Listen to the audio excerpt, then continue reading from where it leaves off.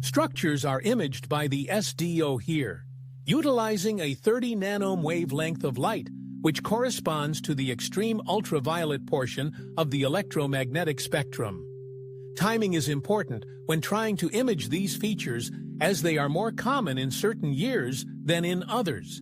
In fact, each structure is dependent on the solar activity of the Sun alternating around an 11-year solar cycle, which I did a video about here.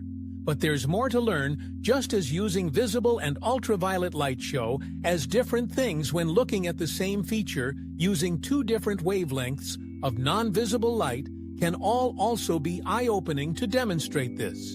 Take a look at these two images of the Sun's corona taken over the same time period. The following two images use different wavelengths of light, the first imaged at a color temperature of 600,000 Kelvin depicts the quiet corona and features coronal loops. The second imaged at a color temperature of 2 million Kelvin displays the much hotter ACC-IV regions of the corona. The Saint comparison between the two images highlights the importance of using different approaches when investigating the star. What may initially appear to be a singular solar phenomenon can be revealed as a complex, intertwined chain of events. And we still haven't technically made it through the Sun's atmosphere yet, moving further inwards. Let's look at another image produced by the SDO, utilizing a 160 nanome wavelength of light, this time of the transition region. The transition region is a layer which sits between the Sun's corona and the chromosphere, the lowest layer of the Sun's atmosphere. It's a very shallow layer, approximately 100 kilometers in thickness. In this region, the thermal temperature of the Sun rises dramatically from around 8,000 to 500,000 Kelvin. For an earthly comparison, fiercely scalding lava erupting in Hawaii is 1,170 °C or 1,443 Kelvin. The temperature at the lower, deeper end of the transition region is almost 6 times hotter than this. At the upper end of the transition region, the temperature is more than 346 times hotter, traveling even deeper.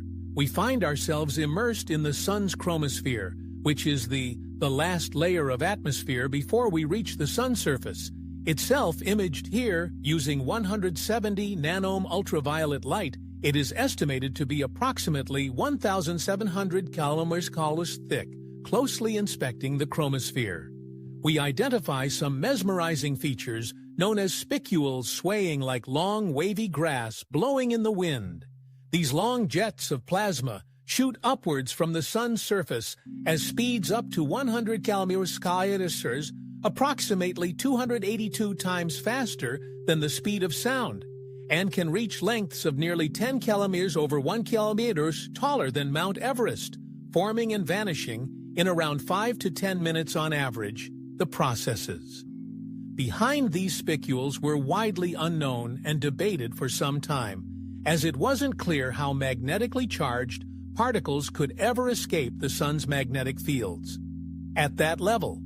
That is until 2017, when a team of scientists working on an extremely detailed model of the spicules discovered that their origins must be related to neutral particles. Scientists had not originally included neutral particles in their models of the Sun, as they didn't think they affected the motion of the magnetically charged particles. But once they were added, it transpired that the neutral particles gave the magnetically charged particles unexpected buoyancy. They needed to escape the Sun's plasma and shoot up into spicules. Descending further through the Sun's lower atmosphere, we eventually reach the photosphere, the surface of the Sun itself, which is best imaged using visible light, while the edge of the photosphere appears sharp and precise, as it often does to our naked eye. This is simply due to how far away the Sun is. The Sun itself is not solid at all, since it is too hot for matter to exist in a solid liquid or gas state. In any region of the Sun, it can only be plasma, referred to as the fourth state of matter, and is estimated to make up 99.9% of all the matter in the universe. Plasmas tend to behave a lot like gases, except they are made up of a mixture of ionized atoms and free electrons. The photosphere is the outermost layer in this image, around 400 kilometers thick. It is not a fixed solid boundary of the Sun, unlike what this image may suggest. And sadly, it is the deepest layer of the star, which scientists can measure directly. At a closer look, you may notice some dark spots on the left-hand side. These are known as sunspots and appear darker than other parts of the photosphere due to their cooler temperatures. But that's only in comparison to their scorching hot surroundings. Unlike coronal holes, sunspots form in areas where magnetic fields are particularly powerful. Here heat becomes trapped beneath the photosphere. Due to decreased convection within these areas, when comparing this image of the Sun to a previous one, taken using extreme ultraviolet light over the same period, a connection between sunspots and solar flares emerges. The captivating solar flares and sunspots coincide at the same location. From peering beneath the surface, it becomes clear that one must lead to the other. Now let's take a closer look at some similar sunspots. This image was taken using the Swedish Solar Telescope, based here on Earth, and using a wavelength of visible light of approximately 400 nanohm next to and surrounding the sunspots. The photosphere is saturated with these jagged-edged, endlessly shape-shifting cells, which doesn't look dissimilar to lava as it cools and cracks. However, these cells are around 1,000 kilometers wide and are known as solar granules. Consider them from the top layer of a churning convection cell underneath brighter areas inside of each granule. Represent fluid of unimaginable temperatures rising from within the Sun's upper interior layer.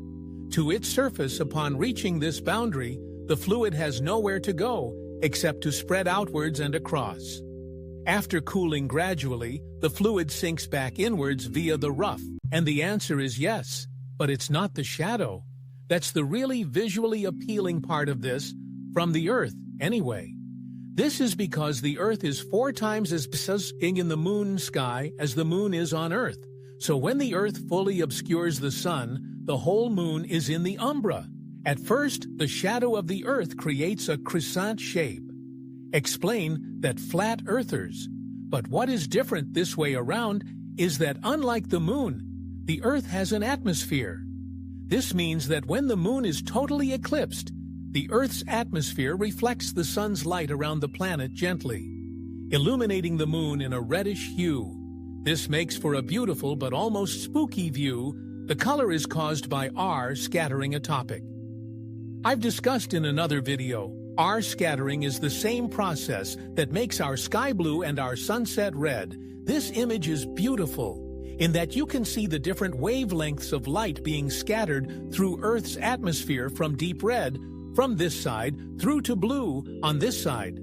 From the moon's perspective, none of the Sun would be visible during a total eclipse, but the atmosphere on Earth would be illuminated so you would see a ring around it. This is an actual view of a lunar eclipse on the moon by one of the JAXA probes in 2009. It's quite the awe-inspiring sight.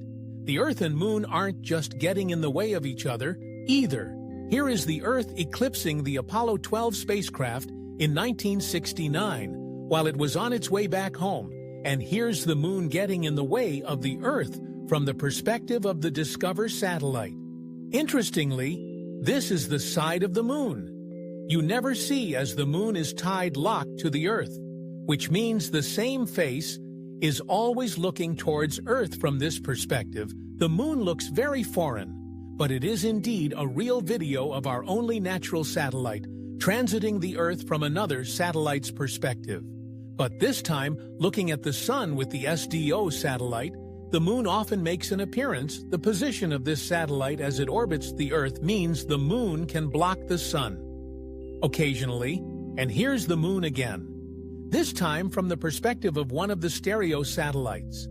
The Moon isn't the only thing that orbits between us and the Sun. Mercury often transits across the Sun, a tiny minnow compared to the solar system's giant. The next time this will happen is on the 13th of November 2032. so a little while away you might want to put it in your calendars for now. Venus also orbits between us and the Sun, and as it is much closer to us and bigger than Mercury, its silhouette appears much larger. Its last transit was in 2004 and 2012. But sadly, if you miss those two, chances are that you will never see it. These transits happen in pairs, and then there is a 100-year gap until the next one. In other words, the next transit will be in 2017. This happens for the same reason. The moon doesn't eclipse us every month. The orbits just don't often align. Still, we have high-definition videos of the last one, and it is quite the sight to music behold, moving to another planet. Now we can go to Mars, which has plenty of unmanned robotics, either in orbit or on the surface. Mars also has 2 moons, Phobos and Deimos. They are both pretty small. Phobos is 22 kilometers across, and Deimos is only 13 kilometers across. They both orbit very close to the planet, though. Phobos is only 9,000 kilometers above the surface, and Deimos is 23,000 kilometers, which means, although tiny, you can still easily see them from the surface of Mars, especially Phobos. The Curiosity rover was able to capture a moment where incredibly Phobos eclipsed Deimos. This video is captured in real time and shows the size differences of the moons in the Mars and sky. And this is not all. The Curiosity rover captured, it was also able to see a transit of Phobos in front of the Sun. Due to the distance of Phobos to Mars, it moves across the sky fairly quickly, only taking about 7 hours to orbit. This means that this video you are watching is in real time. And these solar eclipses on Mars don't last for more than about 30 seconds. The surrounding ground does get noticeably darker during an eclipse, by Phobos, as can be seen from the rover's perspective. But it can also be seen from Space Phobos's shadow. Here can be seen by the Viking 1 orbiter, and also here more recently by the Mars Global Surveyor. The Opportunity and Spirit rovers have also seen a transit of Deimos, but it appears much smaller. Just a dot passing in front of the Sun. It doesn't cause a noticeable decrease in brightness. Mars is pretty impressive, but that's not all the solar system has to offer. Have a look at this video, captured by the Hubble Space Telescope. Looking at Jupiter. Jupiter has 4 large moons, 3 of which at certain points can transit the planet at the same time, leaving 3 big shadows. The moons in question in this video are Io, Callisto, and Europa. Interestingly, like we talked about before, with the umbra and penumbra. You can see that because Io is the closest to the planet, its shadow is the sharpest, whereas you can see with Callisto, the furthest away of these 3 moons, the penumbra is much larger, causing a blurry shadow. And in this video, how will spies the occultation of Ganem, the largest moon of Jupiter, saw some incredible transits and occultations of Saturn's many moons. Here is one of Epimetheus passing in front of Titan, with Dionlai coming in from the side. This little white dot coming in from the left, just under the ring, leaves the planet with just the heavier molecules, a toxic smog that cannot, as far as we know, sustain any life. Earth would have a similar fate if it wasn't for its relatively strong magnetic field. Particles from a CME aimed at Earth are redirected around the planet because of the Earth's magnetosphere. Some particles get redirected to the Earth's poles where the charged particles hit the Earth's ionosphere, causing beautiful aurora thanks to a combination of the Earth's magnetosphere and atmosphere. We are totally protected from all sorts of particles space likes to throw around. Or are we? When the Earth is hit by a CME, this is called a geomagnetic or a solar storm.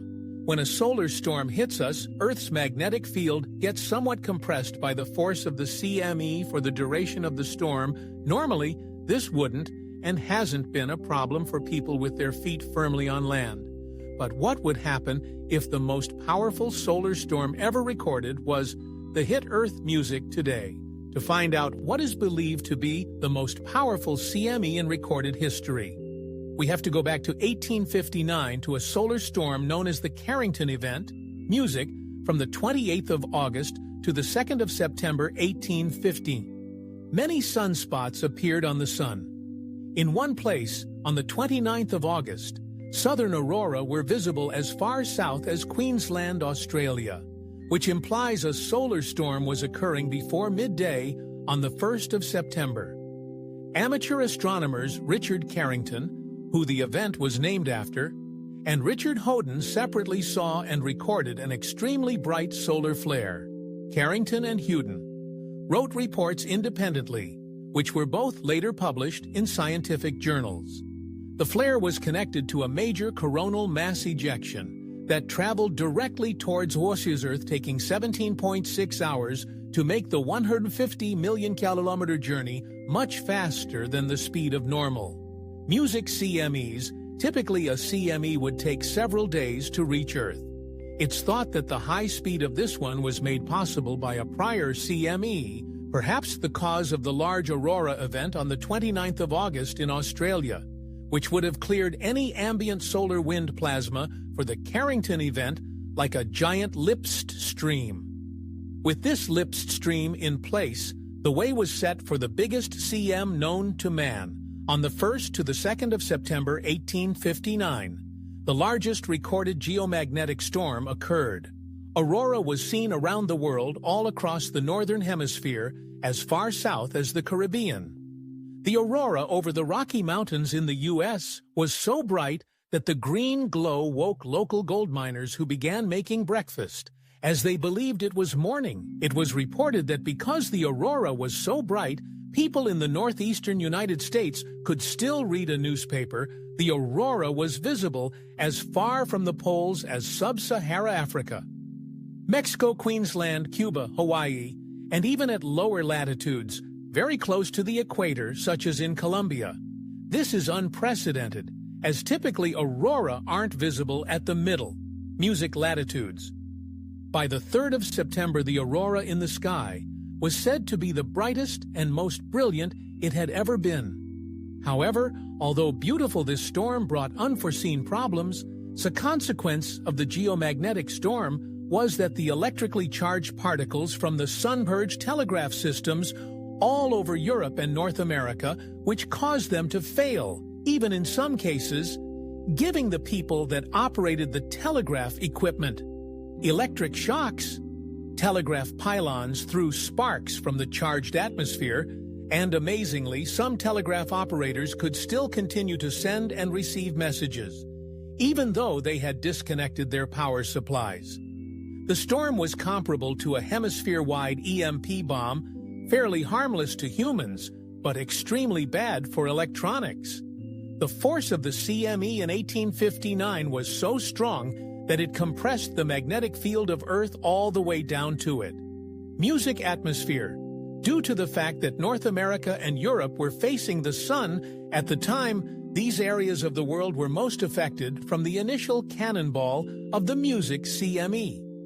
Looking back at geomagnetic storms since the 1850s, there have been a few which were big but not devastating. For example, in March 1989, a CME hit Earth, rendering in satellites unusable for several hours, and jamming radio stations in Europe. Power in Quebec was knocked out for about a day. Some people there incorrectly thought the Soviets were attacking, and the glow in the sky was the result of nuclear music bombs. Thankfully, though, this solar storm and many like it did no lasting permanent damage. Music today, if a CME the size of the Carrington event or bigger was the hit Earth, the consequences would be far more disastrous than they were for mankind. In the 1800s, technology was only just picking up back then. Whereas today we have satellites in space, computers, telecommunications, power plants that would all be severely damaged in such an event. Music, due to the range of a solar storm, it would greatly impact equipment over a large area. The most susceptible technologies being the electricity grid and telecommunications, which have cables stretched out over a large distance, without proper safeguards in place. Transformers on the power grid could break, and millions upon millions would be without power for a lengthy period of time. If transformers did get damage, for example, it would take years to replace, as transformers take years to manufacture. Often these transformers are tailor-made for the specific requirement and are not mass-produced. Without power, refrigerators would not be able to stop food from spoiling. And as the transport system would also be down, as fuel stations require electricity to pump. Replacing that food would be problematic. Payment systems that rely on credit cards would not work. People would not have access to the internet, as computers would not have power. And battery-powered devices would run out quickly. Radio, ejected by the sun, is not constant reconnection events in the sun's magnetic field can release huge amounts of energy in the corona, ejecting millions of tons of charged particles into space in one big eruption. This is what is known as a coronal mass ejection, or CME. When these CMEs interact with the Earth's magnetosphere, it causes what's called a geomagnetic storm, and the biggest of these storms can be devastating. The largest geomagnetic storm ever to hit Earth was the Carrington event back in 1859.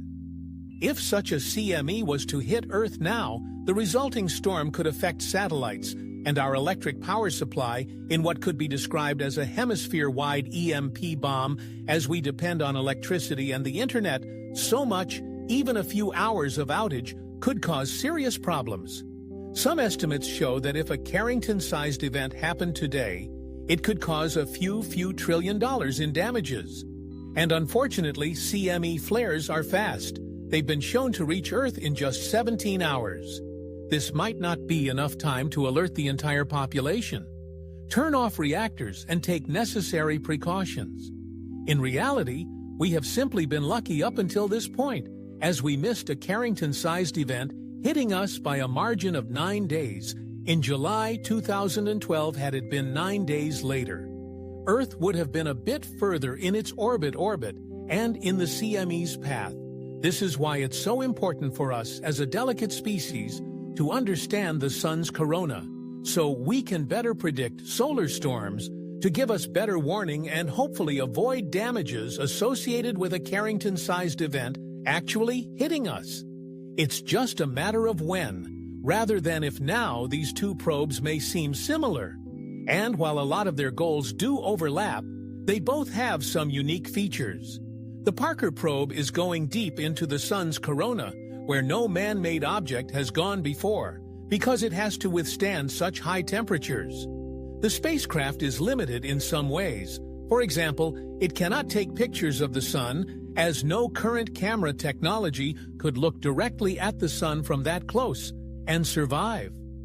But the Parker probe has instruments that can directly sample and collect data about the particles that exist in the sun's corona, and even closely study the regions where solar winds originate, something that can't be done at a distance. The Parker probe is lighter, smaller, and has less equipment compared to the solar orbiter. The solar orbiter, on the other hand, carries both particle detectors and telescopes. It can take close-up pictures of fascinating solar landscapes. And due to its orbit, it will be able to track a region of the solar atmosphere for much longer than is possible from Earth. This will enable it to observe storms building up in the atmosphere over several days, so as you can see, these probes are complementary. And both will help further our understanding of the sun's corona in their own way. So what have these missions achieved so far? Well, on the 27th of September 2020, the Parker probe passed within 13.5 million kilometers of our star, the closest any spacecraft has ever been. Also, it became the fastest traveling human-made object ever traveling at 66,000 km/h. And this isn't even as close or as fast as it's going to get. Still, even at this distance, the data sent back from the Parker probe is already helping our understanding of how the sun's magnetic field and the corona inked to form solar winds. The probe also discovered that some magnetic fields from the sun sweep through the solar atmosphere, which can increase the solar wind speeds by as much as 500,000 km/h. In addition, it is discovered with evidence of a dust-free zone 5.6 million kilometers from the sun. It's believed this is due to the vaporization of cosmic dust particles by the sun's radiation. The solar orbiter has already sent back its first images of the sun, and scientists found something called campfires, which you can see here. These are explosions on the sun's surface that occur as a result of disturbances in small magnetic fields. The solar orbiter also took the closest images in existing distance of the sun's surface from 77 million kilometers away, and the examination of particles across its orbit will help us understand the different types of space. Music. Weather. The sun is a giant, bright celestial object of intense nuclear. Music energy.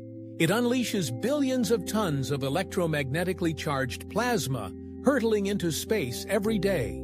These violent eruptions, called coronal mass ejections or CMEs, shoot off into the solar system, causing what we know as solar music storms. These highly charged plasma particles race towards Earth at over 1 million km/h, and one might think that with the speed and intensity of these particles, we should all head for the bunkers when they arrive. However, the Earth has natural protections in place to prevent most of these particles from hitting us. One such protection is the Earth's powerful magnetic field, which pushes the particles around the planet and to its poles. Music particles that do hit the atmosphere are absorbed and provide the energy to drive the climate on our planet. In fact, the sun is crucial to life on Earth. For example, it provides just the right amount of warmth and light so that plants can photosynthesize the sun's energy to usable carbohydrates. This energy makes its way down the food chain until it reaches us humans. We eat and convert food to give us energy that our bodies can use. Almost all food. Energy can be traced back to the sun, our life giver, and the very beginning of our food chain. But could the solar system's giant also create catastrophe? How big can these CMEs get? What if the largest solar storm of all time was to hit Earth tomorrow? Could the sun actually damage or destroy humanity? Music for a star are dark boundaries surrounding each cell before repeating the cycle. This process closely resembles the convection currents within the Earth's mantle, responsible for driving plate tectonics. This process is no joke. While on average, it is estimated that each granule lasts for as little as 20 minutes, the flow within the cells reaches supersonic speeds of more than 7 km/s, generating waves on the sun's surface due to sonic booms. Fascinatingly, these granules can also be seen in the full disk view we saw earlier, utilizing the same wavelength of visible light. You may think this image looks quite grainy for such a high-tech space probe. And you're right, it does, but that graininess is the granules on the photosphere of the sun, not a processing effect or excess noise in the image. And that's it. Sadly, our journey ends here as scientists have not yet figured out how to image deeper into the sun using either visible or non-visible light, much of what lies beyond this layer remains shrouded in mystery, but we can see the benefits of using light of all different spectrums in our study of the sun. They help us observe exploding solar flares, vast coronal holes, swaying spicules, intriguing sunspots, and shape-shifting cells, just to name a few. In completely new ways, the sun is abuzz with lively activity, and so much of it would be invisible to us. Were it not for these imaging techniques, maybe one day we'll find ways to see deeper. Using techniques we can barely dream of currently, just like those ancient generations of humans long ago could hardly dream of the methods we're utilizing these days. But for now, just knowing there is so much going on unseen in the universe and knowing we have the means to uncover it fills me with excitement and curiosity. Who knows what else might be out there waiting to be found? If I were to tell you that the cycles of the sun could affect your entire life, you might think that I was suddenly taking a turn away from astronomy and into astrology. While there are many people in the world who believe that you can learn things about your future by studying the position of stars and planets, it's not a position I tend to take on this channel. I'm more interested in the beauty of space and the mechanisms that explain why it is the way it is, but sometimes there is a grain of truth behind even the most surprising of stories. So allow me to put on my prophesying hat.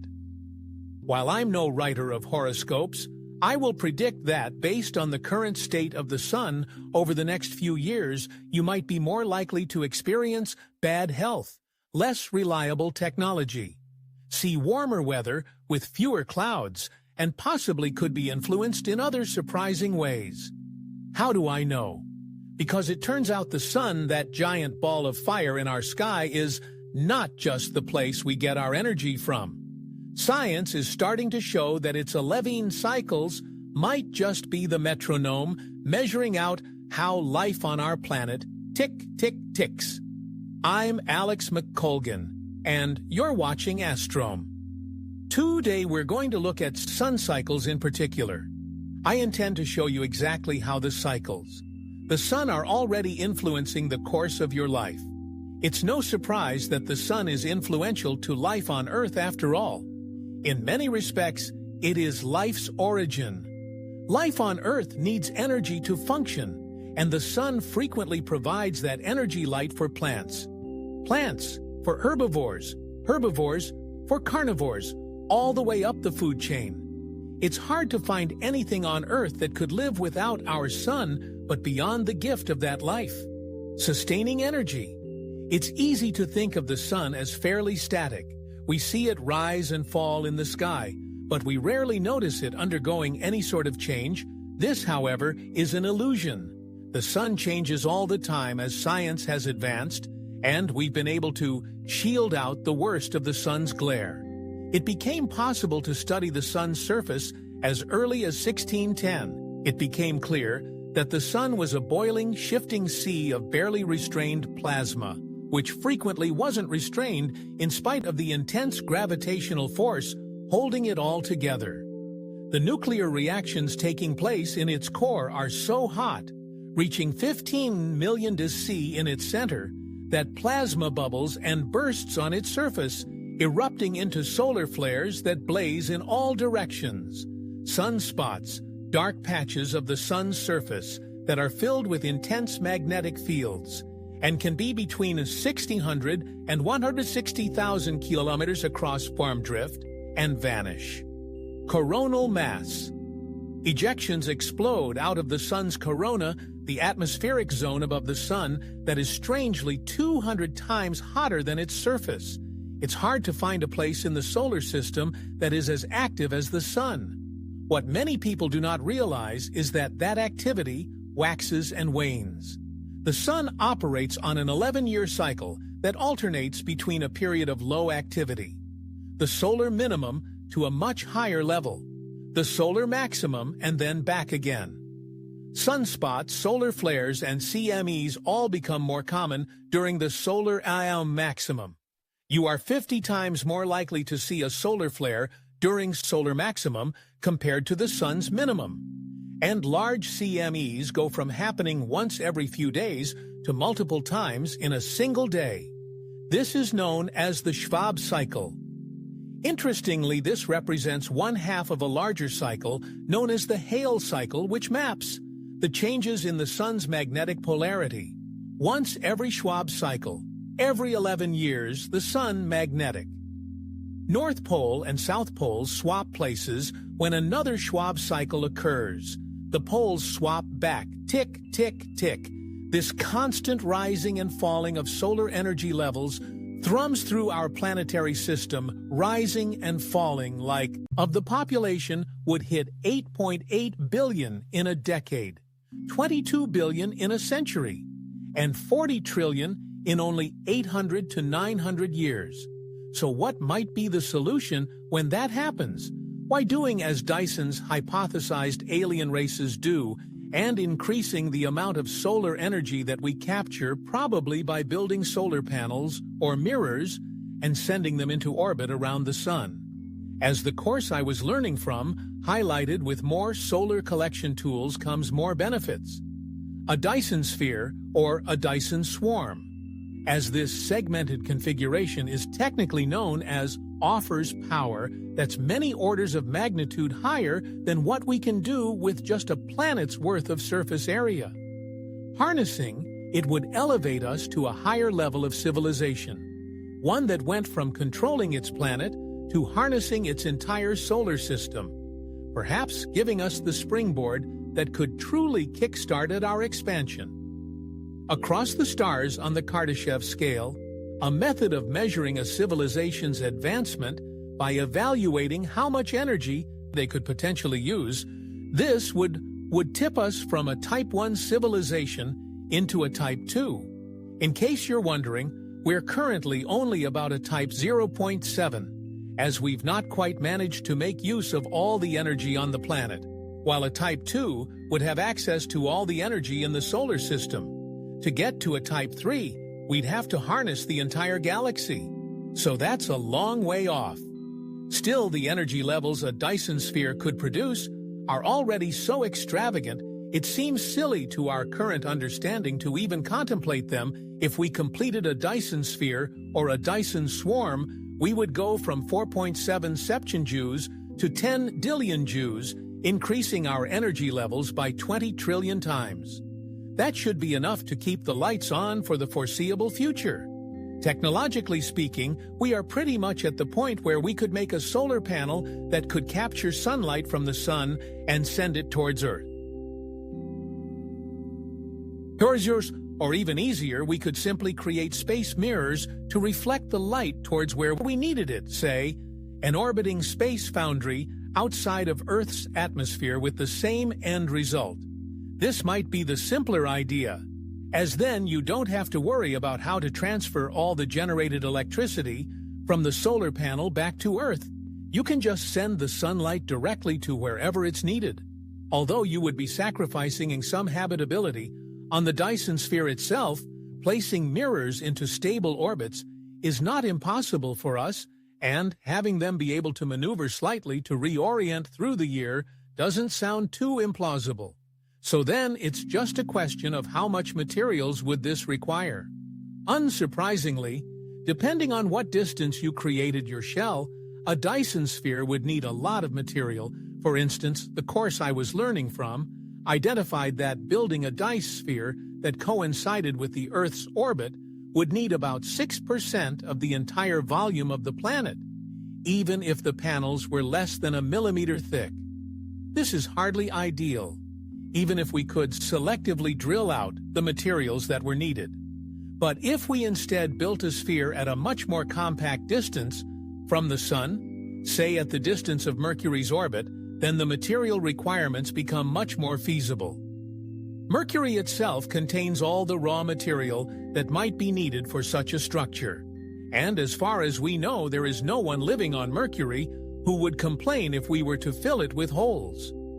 But then the last issue to consider, other than the moral question of whether it's okay to tear apart an entire planet purely for our own benefit, is that it's obviously an energy-intensive process.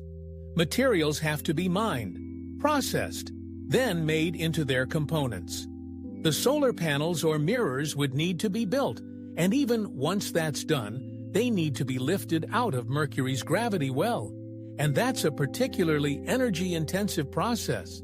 If we utilized all the sun's energy that was hitting the planet Earth and spend it all on doing nothing but lifting mirrors for our Dyson sphere, out of Mercury's orbit, we can calculate how long it would take us to lift enough mirrors to complete the entire shell. We know the formula for overcoming the gravitational binding energy of Mercury, which for Mercury gives us roughly 2·10⁻30 joule. We already know how much energy we at maximum could get from sunlight. Here on Earth, 4.7. 10^24 joule. So then it's just a simple matter of dividing the first by the second and voila! This process would only take a easily 425,000 years, during which time there would be no energy left to support Earth's population or give light to our plants, because we're using it all to build a Dyson sphere H. Maybe this isn't such a viable idea after all. But wait, there's one last point to factor into this. That's the fact that once our mirrors came online, they could start providing energy of their own to help pay the energy costs. This would then become an exponential process with no additional input required from Earth. Perhaps except for a little oversight, one mirror would provide energy to make a second. Then both would double to make 4. Every instance, you would be doubling your number of mirrors. And once you get exponential growth involved, depending on how much energy you put into the system at the start, the entire thing could be completed much sooner. According to some calculations, Mercury would be completely disassembled in as little as 31 years. In other words, if we started building right now, you might live to see its completion. Ethical considerations aside, such numbers really bring into focus the viability of this project. Something that takes half a lifetime to complete is certainly ambitious, and the initial cost might indeed be great there.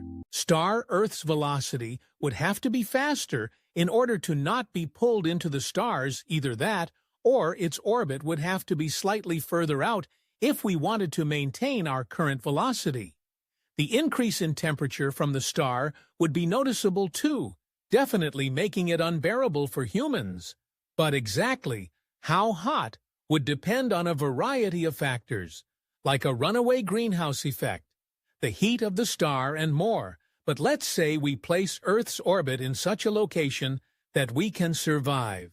Seasons would still be massively impacted, as the tilt of the planet would be secondary to the distance to the second star, when the second star is as far away as possible, and the hemisphere on Earth was also experiencing winter.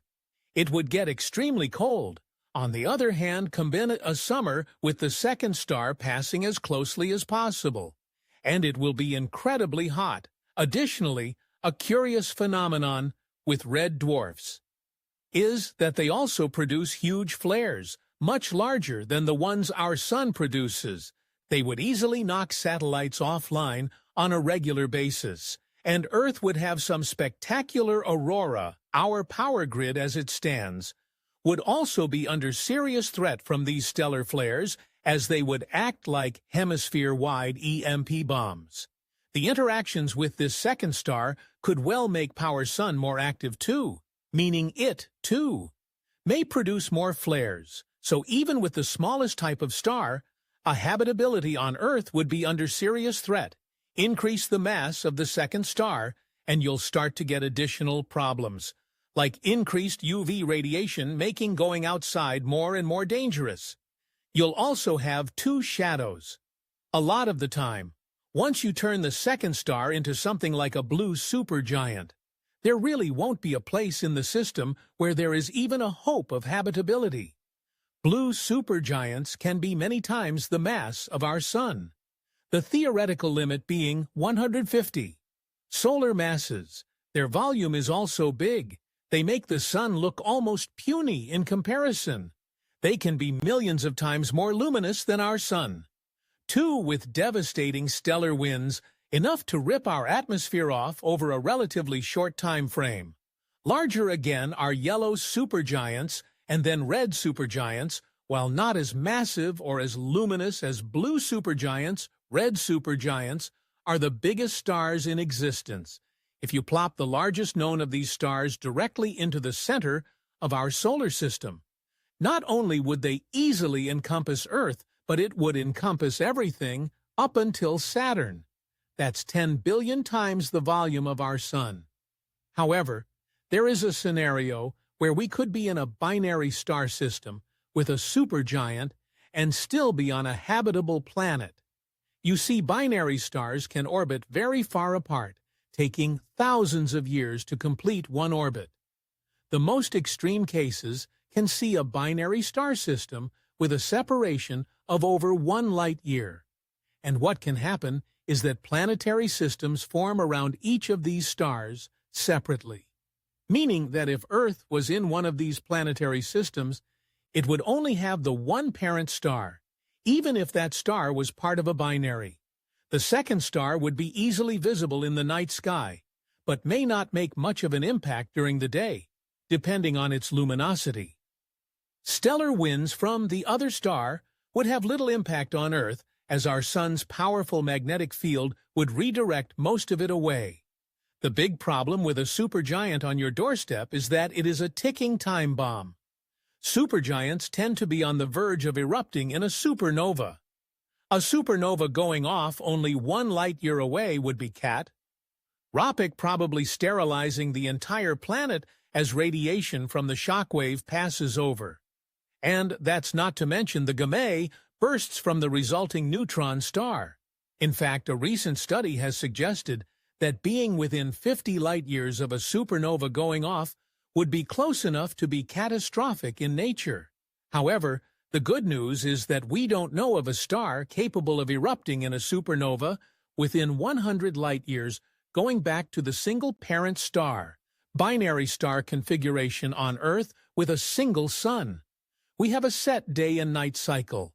However, should we have a second sun outside of our orbit, but still pretty close to us, is going to mess with our day and night cycle pretty badly. There would only be tiny parts of the year where you would get a proper day and night cycle, and as the year progresses, you would get less and less of a night, until at one point where you'd have no night at all. So there we have it, while having a second sun during a sunset seems like it could be an amazing prospect. At first glance, delving into the details reveals that we are extremely lucky to only have the one sun, no matter what configuration you look at.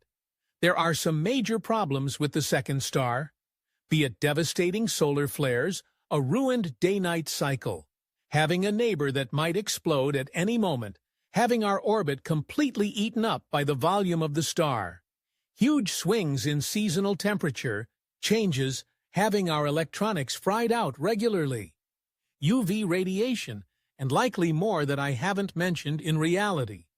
Even if life as we know it does exist around binary star systems, they have some major obstacles to overcome to get to where we are now. So let us be grateful for our boring but steady and safe star. The sun, long may it continue to be so often on a clear day. I will briefly glance at the sun and be in awe about how big and bright it is in our sky. It's hard to think that it's millions. You have it. The planet Vulcan, a planet of fire that was nothing but smoke and mirrors. A yearning for something, but never a reality. Newtonian physics were replaced by Einstein's theories of relativity. And now special relativity is here to stay, at least until it is supplanted by something even more comprehensive. Have you ever looked up at the sky and seen something so strange it made you wonder if you were dreaming? Perhaps you saw what looked like a rainbow, only it was upside down.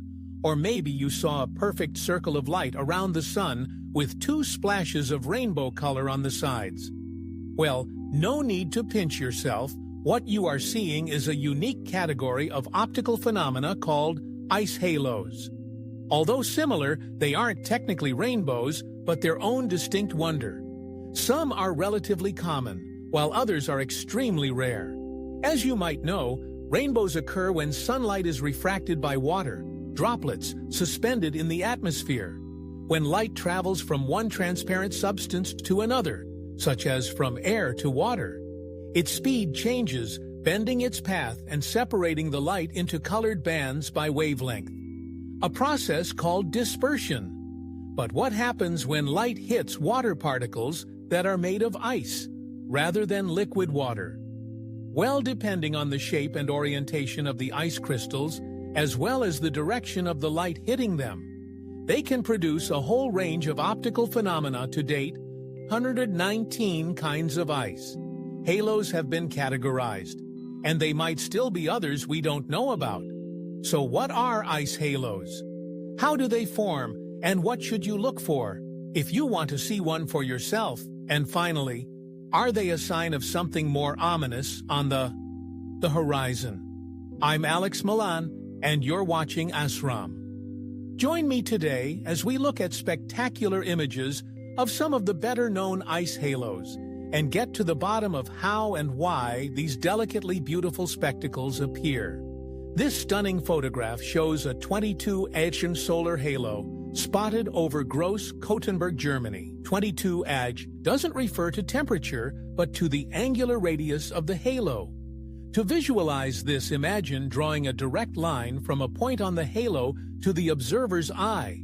Then do the same from the sun of the circle center to the observer's eye. The angle between these two sight lines is 22 Ag, hence the name 22 Ag Alo. There are also 46 halos, which, as you might guess, are larger than their 22 Ag cousins, but are also fainter. Halos can also occur in moonlight. As you see here, these highly beautiful halos are called moon rings or winter halos, but they're technically the same. Optical phenomenon, what distinguishes them from solar. Halos is the source of light in some images. You may notice that the patch of sky inside a halo appears darker than the sky outside the ring, a dramatic effect that is sometimes described as a hole in the sky.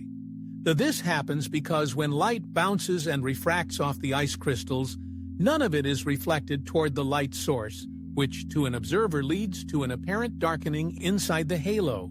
But this is just the tip of the iceberg, because ice halos take on all kinds of strange and shocking forms. Spots of vibrant color, upside down, rainbows, and even upside-down rainbows at night. But before we get there, let's take a moment to break down the fascinating optics that produce these strange occurrences, most circular. Halos are made by water crystals in cirrus or stratus clouds. These clouds occur high in the troposphere, usually 5 to 10 kilometers above the Earth's surface where temperatures are very cold. As a result, halos can be seen anywhere on Earth all year long, even in very hot climates. Atmospheric ice crystals are small, usually less than 10 micron long, and uniform in size and shape. This extreme regularity has to do with the structure of ice on a molecular level, and is necessary for making halos. You see, water molecules consist of 2 hydrogen atoms and an oxygen atom in liquid water. The bonds between hydrogen atoms are weak, so the bonds are constantly breaking and reforming as the molecules slip past each other. But when water freezes, that molecular movement slows to a halt, and the bonds between hydrogen atoms become fixed. This results in a hexagonal lattice structure known as a tetrahedral arrangement. This highly organized structure on the molecular scale is what causes the ice particles to form hexagonal crystals. Some crystals are flat like plates, whereas others look like columns with a hexagonal cross-section. Despite this variation, these crystals behave so uniformly because of their interfacial angles. In fact, the angles between any two faces of ice crystals are completely identical. It's this extreme regularity of the interfacial angles rather than the crystal's mass or shape that allows millions of particles to scatter the light with the consistency needed to produce a halo. Halos are sometimes quite colorful. That's because when ice crystals refract light, the red and blue frequencies bend slightly different angles and disperse. Some 22 Adair halos have 2 colorful spots visible to the left and right of the sun. These beautiful-looking phenomena are called parhelia or sundogs. Sundogs appear when ice crystals that are shaped like hexagonal plates take on a horizontal orientation. As I mentioned earlier, some crystals form as thin hexagonal plates, whereas others form as columns with hexagonal cross-section. When plate-shaped crystals form and settle downward, atmospheric drag orients them horizontally with the c-axis. You can see pictured almost perfectly perpendicular, larger plates tend to wobble just a bit more than smaller ones. This wobble, in turn, affects how tall sundogs appear to be, with wobbler plates causing the sundogs to appear more vertically stretched. Sugs are sometimes accompanied by another object, ical phenomenon called a Circumzenithal arc. These arcs look similar to rainbows, only they're upside down, which gives them a friendly, smiling appearance. These arcs appear over the sun only when the direction of light and the orientation of the ice crystals are just right. When light enters the top faces of hexagonal plate crystals and exits the side faces. However, this can only happen when the sun is lower than 32.2D above the horizon and more than 5 AZG, because the ice crystals function essentially like a 90 prism. The color separation is excellent, meaning circumzenithal arcs have a far higher degree of clarity than actual rainbows. And if you're really lucky, you might even spot one with moon rings called luna. Circumzenithal arcs. These unusual arcs only appear when the moon is extremely bright and fairly low on the horizon. As strange as it sounds, it is possible to see what looks like an upside-down rainbow at night. Now this is amazing. Circular halos have also been sighted on Mars. Here is an image taken by Perseverance on the 15th of December 2021. This has led some to suggest that the cause may be carbon dioxide crystals in the planet's cold, thin atmosphere, or perhaps a mixture of CO2 and water ice. We didn't always know that halos occurred on Mars. So as you can imagine, the Perseverance team was pretty excited to see this, because the size and appearance of the halos provide clues about the types of crystals forming in the atmosphere. Scientists hope that studying halos here on Earth and spotting them on other planets could shed light on the composition of those planets' atmospheres. As a result, more research will be undertaken in the future to document and understand the appearance of ice halos on Mars, as well as other moons and planets. So there you have it, a primer on some of the better-known ice halos and their associated optical phenomena. And if you want to see one for yourself, here are some things to look for.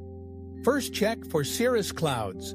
These are the high-altitude wispy clouds that contain the small ice particles needed to produce ice halos. Second, look for the sun or moon, but take care not to stare directly at the sun, kids, because that can damage your eyes, while rainbows form around the anti-solar point, which is located directly opposite the sun in the celestial dome. Most ice halos form in proximity to the sun or moon, and while ice halos tend to appear in fair weather, they often arrive at the front of an approaching storm system, meaning if you see one, it's better not to linger outside for too long. Head indoors, pause, and find somewhere cozy to enjoy the upcoming storm. So if the weather is fair, but you see rain in the 24-hour forecast, keep an eye on the sky. Your chances of seeing a halo will be higher. Of course, the best way to see one is to look every day. Ice halos can form anywhere on Earth, so if you keep looking up, you're bound to see one sooner or later. But when it comes to ice halos, there's plenty more to talk about. There are a lot of other strange and even rarer kind of halos, and probably more yet to be discovered. So if this is a topic you like to see more about in the future, and if you've seen them for yourself, I'd love to hear about it in the comments. The Solar and Heliospheric Observatory, also known as SOHO, recently celebrated its 25th anniversary in space. During these 25 years, it has observed the solar wind, watched out for dangerous coronal mass ejections, and observed the atmosphere of the sun.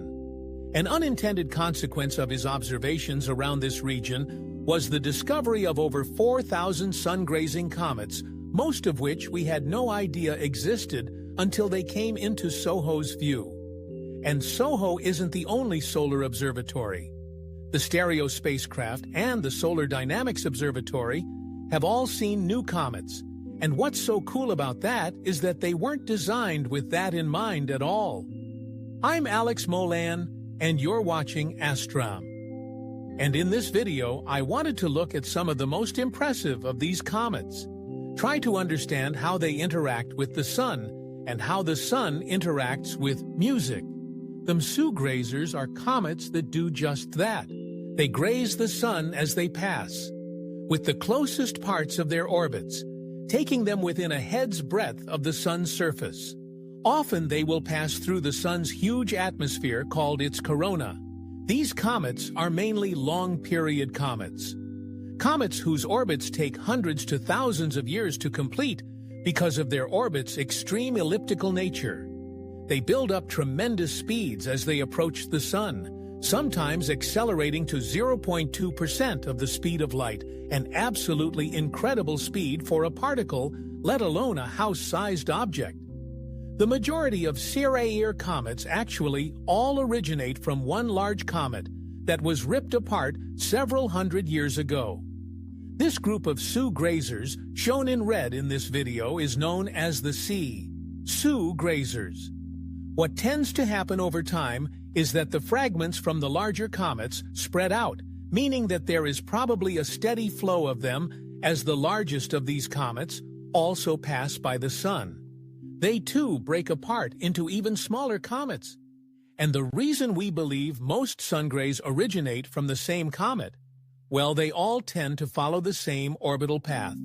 The brightest comet in the last millennium, known as Comet Ikaski, was probably a fragment.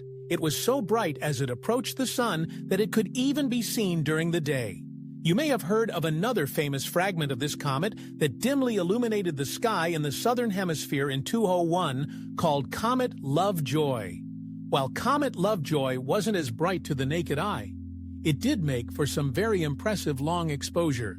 Enough how powerful these are when magnetic field lines travel away from the Sun. It's sometimes possible for them to merge with other field lines, causing some of those iconic loops to form that you've likely seen in images of the Sun before. However, at the moment such arcs are formed, all hell breaks loose when two parallel lines touch, creating an arc. There's a massive realignment in the excess field line's polarity. Everything above the arc needs to find a place to go to ensure magnetic equilibrium is maintained, cut from their tethers. The field lines further out from the Sun form an arc of their own, which then catapults off into space, like the releasing of a gargantuan stretched rubber band. This rapidly accelerating magnetic force is known as a nanoflare, and it indirectly heats the corona above it to multi-millions of degrees in seconds. Scientists have only recently developed the capability to be able to even see nanoflares, and aren't entirely certain the nanoflares they've seen are indeed the hypothesized events they were expecting, although they do seem to be accompanied by the expected superheating. This is an explanation that is still being worked out. Most of it is not yet understood, and still it's not completely far-fetched that such moments when the Sun gets so wound up it snaps, explain why its corona is as hot as it is, and why it is flinging solar winds out across the solar system with quite the force we witness. Although to go from a single crack into the roaring whale that we hear, and to account for the constant solar wind traveling outward W in all directions from the Sun nano-F flares, or whatever the force behind this phenomenon is, must be extremely W-id spread throughout the entire corona.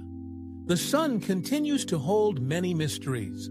The Parker Solar Probe, which collected many of these sounds, continues its journey around the Sun, gathering valuable data with every pass. The Parker Probe is only 4 years into its 7-year mission, so hopefully it will collect plenty more information for scientists to pee more over. Perhaps they will find more sounds for us, each one a clue to the ancient riddle of how the universe works. Because, ironically, just like listening to the ticking of a clock to try and figure out how the clockwork functions, the secrets to the Sun might one day be solved by what we hear rather than by what we see. It is something hardwired into humans to want to be remembered. For thousands of years of mankind's history, people have erected monuments to themselves and performed great deeds, all to endure after they'd passed on. It's no wonder some people might want to be the one who made a great scientific discovery, like discovering a special star or a planet, so they'll be remembered for all time. However, being overzealous could lead to being remembered for all the wrong reasons. I'm Alex Molan, and you're watching Astrum. And in today's video, we're going to be looking at the fascinating discovery of a planet in our solar system closer to the Sun than Mercury. It was observed dozens of times by various astronomers. The only problem, it doesn't actually exist. Let's rewind the year 1846, when something astounding had just happened. In the scientific community, Jean-Joseph Lyrac, a French astronomer and mathematician, had just helped discover the planet Neptune. Using nothing but pure mathematics, he had been examining the rotation of the then 7 planets when he noticed that something was off about Uranus. It didn't seem to be moving in line with the theories of gravity proposed by Newtonian physics. Theo reasoned that the only explanation for this was that there must be a planet out beyond the orbit of Uranus that was perturbing its motion to account for this discrepancy. He did some maths and then declared that his 8th planet must exist at an exact point in the night sky. The incredible thing was, after hearing his prediction, Aia's friend Johann Gottfried G. got out a telescope, searched in that location, and sure enough, discovered the planet Neptune. In a single hour, it was almost exactly where Lyrac had predicted that it would be. The scientific community went wild with this discovery, and Lyrac was rightly celebrated for his incredible deductions. So it's not surprising that a decade later, when he predicted the location of a 9th planet using the same methodology, the scientific community listened. In fairness, he had not been the first to predict that such a planet existed. It was as far back as 16,001. The German astronomer Christoph Scheiner had claimed to have noticed a strange black spot moving in front of the Sun, and had claimed that this was a planet. In reality, it was most probably a sunspot.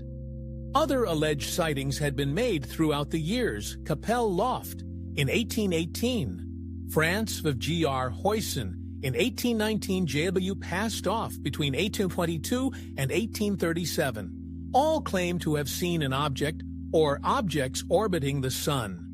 Passed off claimed to have seen it at least 12 different times. People had even began to spitball a name for this hypothetical planet in 1846. French astronomer Jacques Vabre suggested calling it Vulcan, after the Roman god of volcanoes, fire, and metalwork. This would have been an appropriate name, as any planet closer to the Sun than Mercury would have been exceptionally hot. Mercury, already experienced temperatures of 427°, Vulcan would have been even hotter. And yet, for all these sightings, confirmation of the planet remained elusive. But what made Lyrac's claims stand out was the way he had come to make it in 1845. Before his discovery of Neptune, Lyrac had been asked by the director of the Paris Observatory to apply Newton's laws of physics to the orbit of the planet Mercury, to see if the two lined up. Lyrac did so, laying out a theoretical orbit that Mercury would take around the Sun based on Newtonian physics. Once his prediction is in fact a bright background star, and this Hubble view is magnificent. Here are Enceladus, Mimas, Dione, and Tethys orbiting Saturn. Once every 15 years, Saturn's rings and moons are aligned just right so that the moon shadows stream across the rings as well as on the planet. This video is a time-lapse that lasted 9.5 hours. Amazing. Going a bit further out, we come to Neptune and its biggest moon, Triton. Sadly, we don't have a video, but this image captured by Voyager 2 is gorgeous. 3 days after passing by, Neptune Voyager was able to capture the presence of Neptune and Triton, before Neptune slipped in front of Voyager's view of Triton. Going further out again, we come to the furthest celestial object explored in the solar system, Pluto. As New Horizons whizzed by Pluto in 2015, it turned its camera back towards Pluto to capture the dwarf planet totally eclipsing the Sun. What it saw was dazzling, the sunlight streaming through and illuminating the atmosphere and its haze layers, with the ridges and mountains on Pluto's surface highlighted by the stark contrast of Pluto's night. Music sidulations and transits may be breathtakingly beautiful. But are they actually useful to us scientifically? Well, did you know that Uranus was discovered to have rings because of an occultation of a background round star, as the planet passed in front of the star? From our perspective, the star dimmed before and after the planet obscured it. With this information, we are able to count how many rings Uranus has on top of that. The transits of exoplanets in front of their stars are actually how we can detect exoplanets. Telescopes like Kepler and TESS measure the brightness of stars in the sky. If a star dims, it could be because one of its planets just passed in front of it.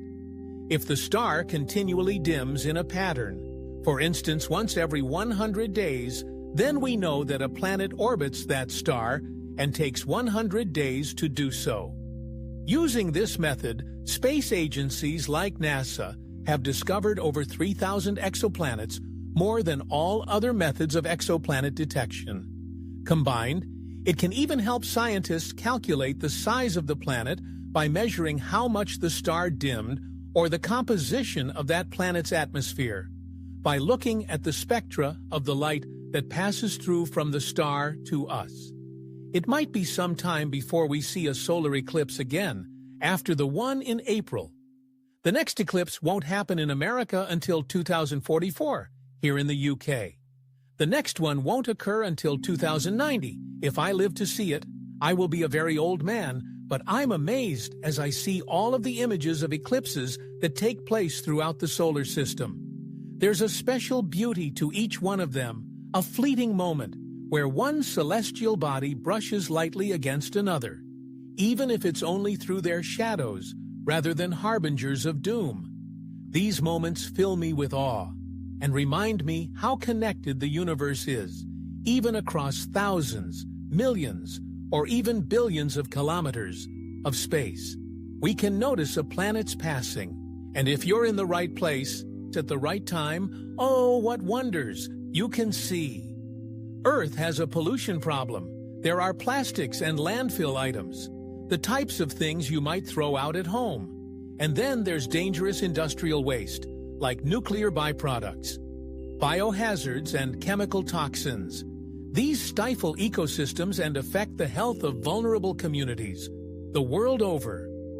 So far, the best solution we could come up with for disposing of nuclear waste is burying it deep underground.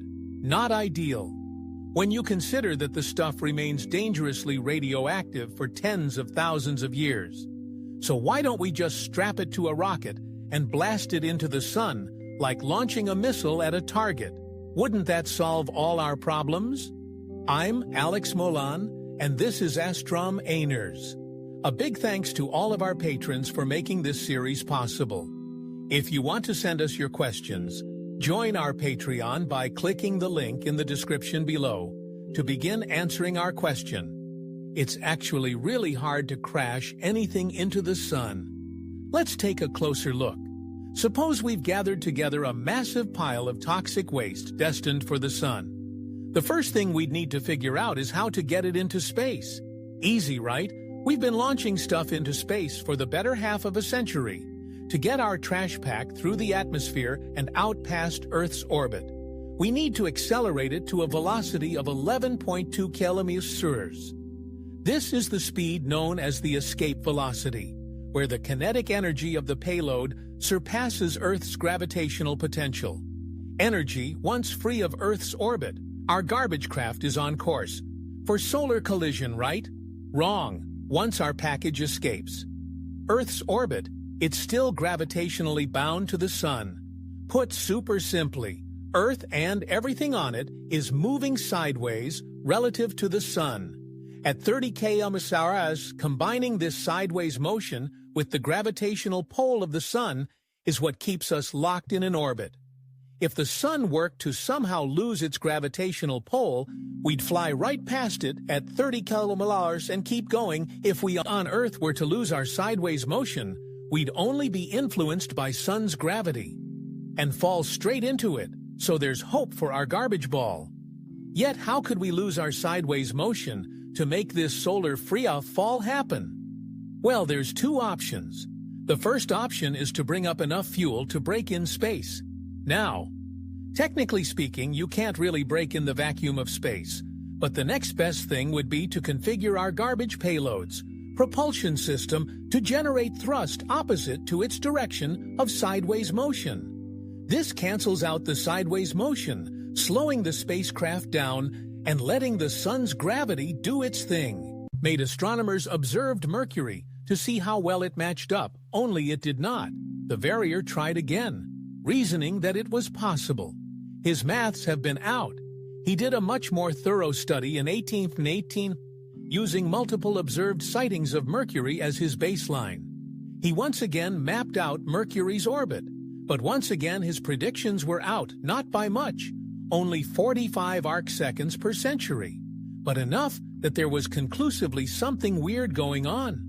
Confident of his maths, this time Leverrier reached the conclusion that there must be some mass pulling Mercury out from the idealized orbit, either a planet or a series of asteroids given his success.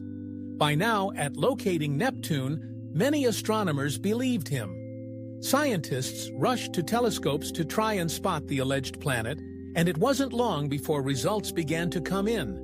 Spotting a planet so close to the Sun was inherently difficult. The glare of the Sun would completely obliterate the reflected shine of a tiny planet. As such, the most effective method of spotting such an object was to see the darkening it caused as it traveled across the Sun. And in 1859, Edmond Modeste Lirol claimed to have seen just that. Lissard was a French amateur astronomer and physician who, using basic tools in a homemade observatory, claimed to have spotted a small black object passing by the Sun. On the 22nd of December, he wrote to Leverrier, who was so taken by his claim that he traveled by train to the man's home unannounced to verify it. He questioned. Le Carrel heard his observations and came to the conclusion that the man was telling the truth. So the two of them announced the scientific community Le Cal's discovery. They named the planet Vulcan. The scientific community was once again very impressed. Les Calul was given the Léon d'Or on the highest order of merit in France. He got to speak at meetings of learned scholars. There was only one problem. The planet he had discovered didn't actually exist. There were numerous proofs of this, for one naturally. Other scientists wanted to take a look at this new planet Vulcan. The Verrier calculated from Les Carball's observations that Vulcan must orbit 21 million kilometers out from the Sun, and did so every 19 days and 17 hours, so it would be easy to spot as it would be calculable when it would pass the Sun. Again, next, astronomers pointed their telescopes towards the Sun at the appointed time, but Vulcan was a no-show. Verrier was troubled by this, but by then more reports were coming in of the planet citing other astronomers were going back through their records and were matching up phenomena they had seen with the new planet Vulcan. Some of these were years out of date and not even listed as to when in the year they had happened, but Leverrier still used these to tinker with his model, reasoning that perhaps his maths were just out. So he would predict and would not see Vulcan, and would rework his theory and would not see it again. Another piece of damning proof came from Emmanuel Lyre, another French astronomer, claimed that he had been coincidental looking at the Sun at the exact moment Les Carball had, with a twice as powerful telescope, and had not seen the planet. Les Carball had claimed to have observed Vulcan's existence floated through murky waters, as there were renowned scientists who did claim to see it from time to time. Lyre died in 1877. But just a year later, in 1878, two well-renowned astronomers both claimed to have seen Vulcan at the same point in the sky. At the same time during a solar eclipse, they even both claimed that the planet was reddish in color. The cooperation was compelling. Yet Vulcans still did not exist in science. If a fact is true, then it is repeatable. And in spite of all these observations throughout the years, Vulcan was never repeatedly observed. It was never seen during a solar eclipse that again, in time, that corroborated sighting was put down to calculation errors and misidentifying a known star. But ultimately, the one who finally put the idea of Vulcan to rest was Albert Einstein. And he did so by thinking of something completely different. Numerous scientists over the years had attempted to see Lyra's planet Vulcan because mathematically they were certain it had to exist. Newtonian physics demanded that it did. They strained to see it. And in that confirmation bias, they did see it again and again, just never in the same place. But Einstein realized that it was Newtonian physics that was at fault. In 1915, he proposed a model of physics that accurately described the motion of the universe, but relied on things like curvature of space-time, rather than gravity. At slow speeds, it looked a lot like Newtonian physics, but when you placed objects like Mercury next to very massive objects like the Sun, special relativity predicted a different path for their orbits. And sure enough, Einstein's model predicted the exact orbit that Mercury made around the Sun deviations and all.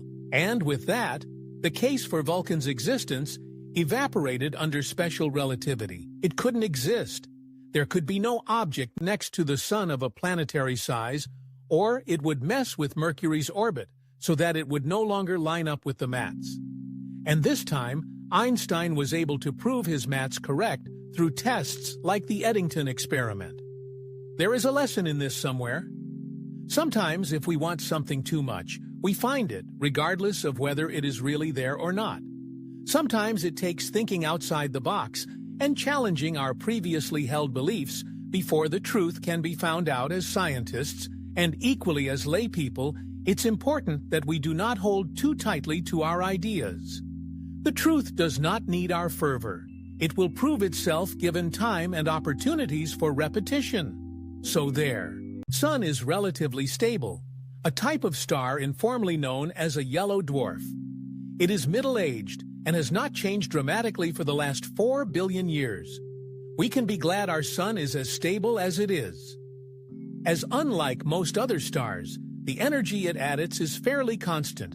If you were to look at footage of the Sun taken by the Solar Dynamics Observatory. However, you would quickly realize that even one of the most stable types of star has a landscape of activity. Sunspots, solar flares, and coronal loops are present every single day on the Sun's surface. Could say the surface almost appears to be fluid, but the Sun is neither solid liquid or gas. It is rather a giant, nearly perfect sphere of plasma, is composed of mainly hydrogen and helium, and at the center of the Sun, due to its enormous mass, nuclear fusion takes place at the Sun's core. Hydrogen atoms are fused together under immense pressure to become helium. The sound itself, I tend to think of it as an onion ballet consisting of different players. So in the core, the very center of the Sun essentially, that's where nuclear fusion happens. Now you have to think. So essentially, the Sun is kind of huge bowl of plasma. You know, soup of particles. You know, ions, atoms, electrons, sort of everything mixed up together. On average, it takes a photon to travel through the radiates on something like 170,000 years. It's D-dance. And then from that, it then hits the convective zone. So everybody knows that hot air rises and cold air falls. So what then happens is the material is very hot at the bottom near that radiator zone. And then it expands and it rises to the surface, and that's the main transfer of the heat from that point onwards. Obviously then glowing from the surface, like any hotter material does, plasma is an extremely good conductor of electricity and is also affected strongly by magnetic fields. So sunspots are actually the surface representation of the magnetic fields of the Sun. So the magnetic fields actually get very tangled below the surface. So between that radiative zone and the convective zone, the magnetic FS get tangled. They tend to appear in pairs, in groups. I mean, if you think sort of a magnet, you have positive polarity, negative polarity. I mean, that sort of normally would be seen sort of in sun-pet pair, you know. One would be positive, the other would be negative, so. And normally, of the strongest magnetic fields that we observe are in the sunspots. The sunspots can be anywhere from about 15 kilometers in size to around about 160,000 kilometers, so multiple times the size of the Earth. Sunspots can often be seen at the base of various solar phenomena. Coronal loops, large rings in the sun's music atmosphere, prominences, large, bright gaseous features extending outward from the sun's surface, bridging into space for thousands of music, and solar flares, a sharp increase in the sun's brightness and temperature. Solar flares tend to happen over active regions, and optive regions are essentially as sunspot groups. So these are the locations where definitely see the strongest fallies. So, reconnection event is essentially what produces the energy that causes both flares and CMEs, because the convective zone is very turbulent. Many of current simulations show that most of the magnetic field as it rises through the convective zone is being destroyed. You know, being diffused around its more complicated magnetic structure, such like twisted magnetic fields that tend to survive, and so you can imagine, so especially of over large sunport groups, we do see very complex magnetic field configurations. Magnetic fields so twisted, rayed, basically creating this complicated geometrical topological structures. And it's within that structures that magnetic fields and magnetic energy is stored, and what happens during reconnection. So, I tend to describe it. Think of the magnetic field as a rubber band, so you twist it, turn it, and then basically at some point you pull it too strongly and it breaks. And that's essentially when we have the reconnection event, and what happens during the reconnection event. Essentially, as the name suggests, the magnetic field lines reconnect, and when that happens, you get a lot of energy being released, of the order of millions of nuclear weapons, nuclear bombs, all in one instant. And that energy will produce both solar flares, where large amounts of radiation is released, and also potentially led to large-scale movement of the material that was suspended in the prominences. You both towards the sun and away from the sun. When that reconnection event happens, then, again, the material which is suspended in those magnetic fields normally will move one way or the other. A lot of it will move back towards the sun, often following those magnetic field lines. So moving to the footprints, like, for instance, move to the sunspots, if that's where the footprints are, but equally, in the middle of those magnetic fields, quite often a bubble of material is essentially ejected away from the sun. And so what you'll end up having is millions of tons of charged material flying out from the sun, relatively fast. Over the order of hundreds of kilometers per second to thousands of kilometers per second. And those are what we call CMEs, coronal mass injections. These CMEs come in contact with the planets all the time. Venus, when faced with a CME, has its lighter particles stripped away in the higher reaches of the atmosphere by the force of the ejection. This of kilometers away. Yet it has such a massive impact on us here on Earth. Life would be impossible without the sun. Almost everything can be traced back to the light and energy it provides, even though it's relatively close to us and not exactly hard to spot. There's still a lot we don't know about it, which is why both NASA and ESA have sent spacecrafts to study the sun.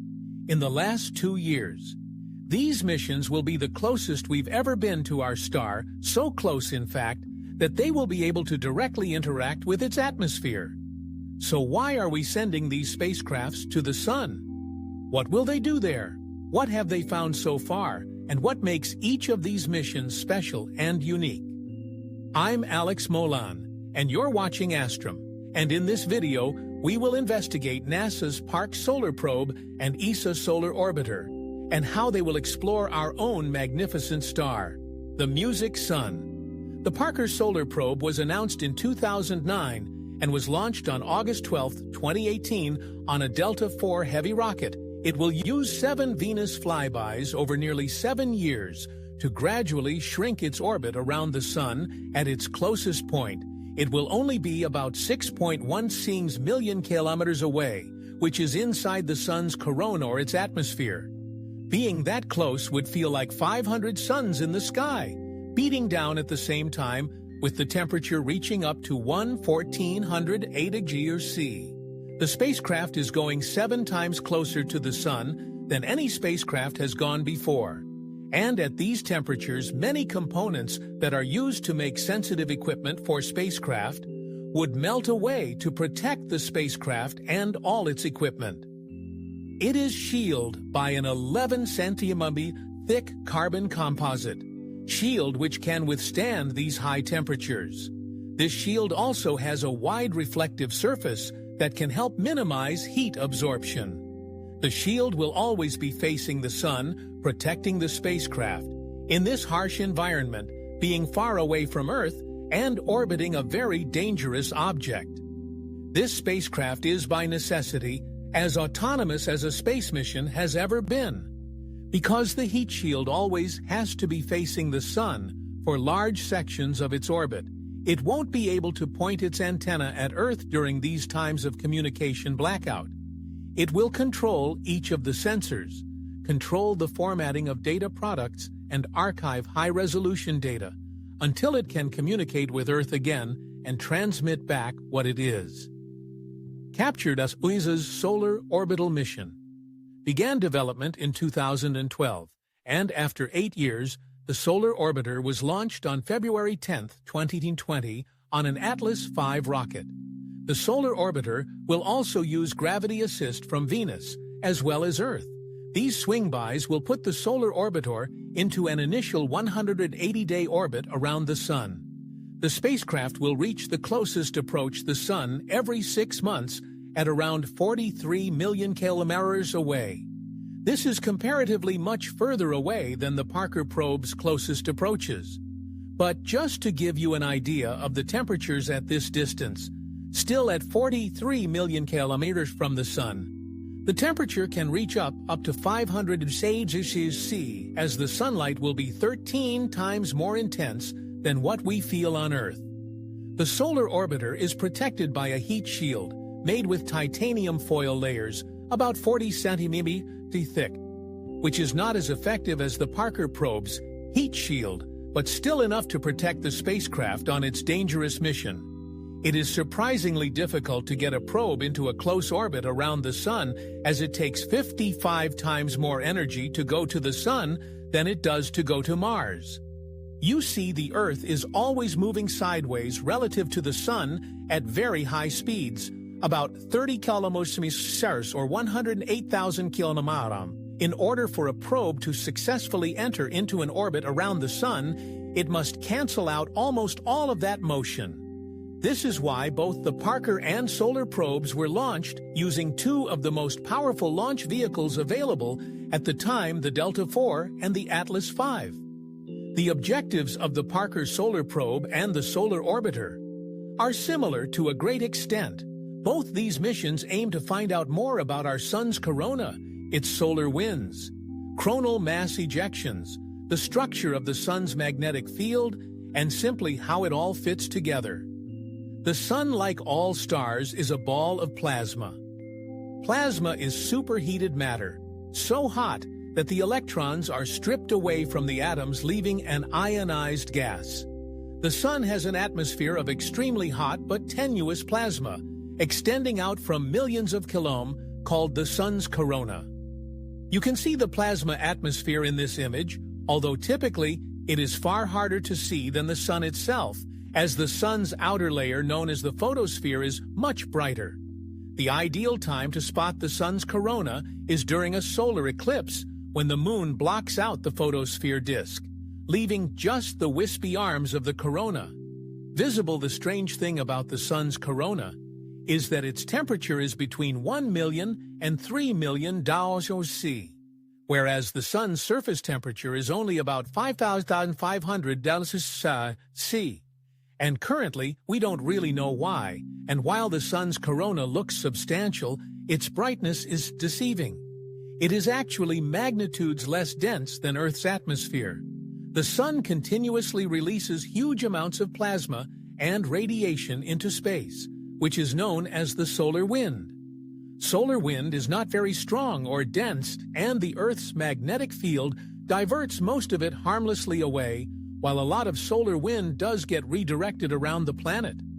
Some gets funneled towards the planet's poles, where ions from the solar wind collide with atmospheric oxygen and nitrogen atoms, the interactions of which emit the beautiful colors we see in auroras, the number of particles, than ever before as we journey through its ferocious atmosphere. Let's explore what I'm sure you all agree are the fascinating phenomena that materialize there. I'm Alex Molan, and you're watching Astro. And in this video, I want to dive into the sun, drawing on different wavelengths of electromagnetic energy to showcase the star in a new light. Previously, we've explored Jupiter and some of its moons through the lens of the electromagnetic spectrum, which you can see in this video. Here today, we will be revisiting this approach, but this time, rather than a planet, it'll be adapted to investigate a highly energetic B-wall of plasma. The light we'll be looking at is old, although light is the fastest thing we know. The image of the sun that we see from Earth is approximately 8 minutes and 20 seconds old, meaning we are viewing what the sun looked like a few minutes in the past. And if you count how long it takes the photons generated within the sun's core to make their way through each layer of the sun before escaping into space, the light that reaches us is anywhere from 10,000 to 170,000 years old. Where to begin, like eating a fruit, by starting with the outer layers and working your way in. Let's start our investigation with the outermost layer of the sun's atmosphere, the corona. The following image was taken by the Solar Dynamics Observatory, or SDO, a NASA space mission launched back in February 2010. SDO aimed to better understand the solar variations that influence life on Earth and our technological systems by studying the dynamic solar surface and atmosphere at different electromagnetic wavelengths. By looking at light beyond the visible range, NASA was able to pick out normally invisible details crucial to our understanding of the sun. This image was taken using a 19.3 nanometer wavelength, representing light found in the extreme ultraviolet region, at a wavelength responding to a color temperature of 1 million Kelvin. We can clearly see the higher region of the sun's corona. Interestingly, the sun's corona can also be seen by the naked eye, on rare occasions, such as during a total solar eclipse when the moon is perfectly aligned between the Earth and the sun. For a fleeting period of time, the view of the central brighter disk, known as the photosphere, is fully blocked, revealing a radiant exterior. While this is a breathtaking view, already the corona is still nowhere near as detailed as it is in this image taken by the SDO. This makes it a useful tool for scientists' studies, but let's go a little deeper to features of the sun just beneath the corona at a color temperature of 20 million Kelvin. The intensely vivid spots indicate events known as solar flares. Here is some footage of a particularly busy week for flares back in August 2022. I've always found solar flares to be both terrifying and hypnotizing. They are colossal explosions where the sun spews out an immense amount of electromagnetic radiation. They are caused when magnetic fields cross, distort, and reorganize themselves rapidly. This activity is created by the turbulent nature of the plasma within the sun itself from which the fields ultimately originate. But they are not the only feature of the sun's atmosphere.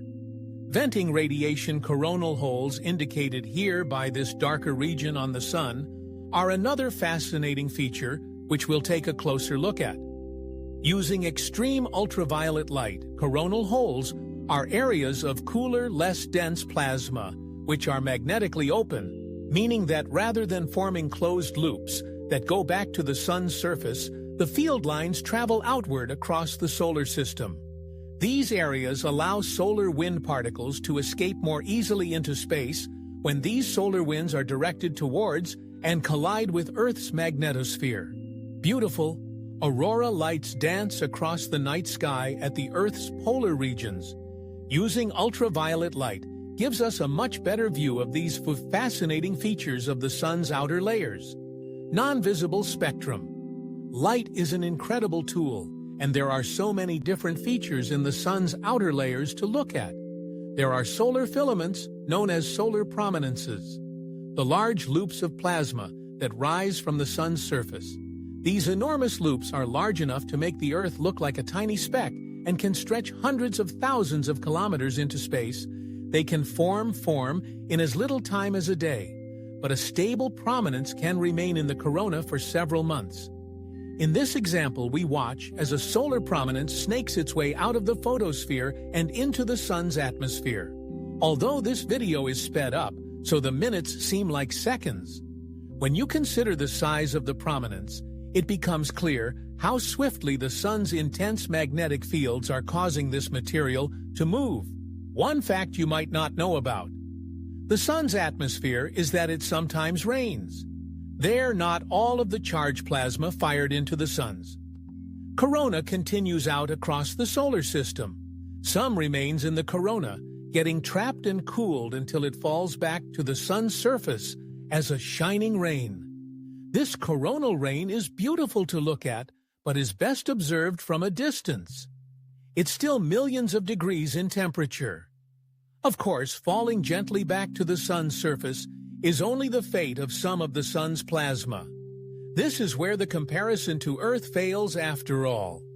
On Earth, the clouds do not crack like a released elastic band firing into space on the sun, thanks to tightly wound magnetic fields. They do this as a time-lapse of a coronal mass ejection watch, as the structure forms at the bottom left of the sun for some time before eventually snapping and sending billions of tons of plasma out across the solar system. Even with the Earth's magnetic field being hit by a powerful one of these could be devastating for our satellites and electrical grids. All these would be 270 dBs is louder than our atmosphere itself can physically convey. There is a cap on sound at 190 dB in Earth's atmosphere, as different mediums have different volume caps due to some complicated quirks of wave amplitude and energy levels, which we won't go into here. The volume of the sun would be 100 million times higher than this cap. The sun is loud, which is a shame, as some of the sun's sounds can only be differentiated when we enter that ear-splitting zone. By the time the noise of the sun has reached us, many of the sun's sounds have blurred into one meaning. We miss out on some of their fascinating intricacies. To gain a better insight into the sun, we would need to get closer, entering into that blisteringly loud zone of noise. So let's ignore the volume of the sun for now, and instead let's focus on its sound patterns. If we were to enter a spacecraft and head towards the sun, we would soon begin to hear a difference in the sound's uniformity. Rather than a constant buzzing, we would hear something like this. This is the sound of the solar wind. The sun emits a constant stream of charged particles that blasts out across the solar system, and its existence represents one of the sun's greatest enigmas.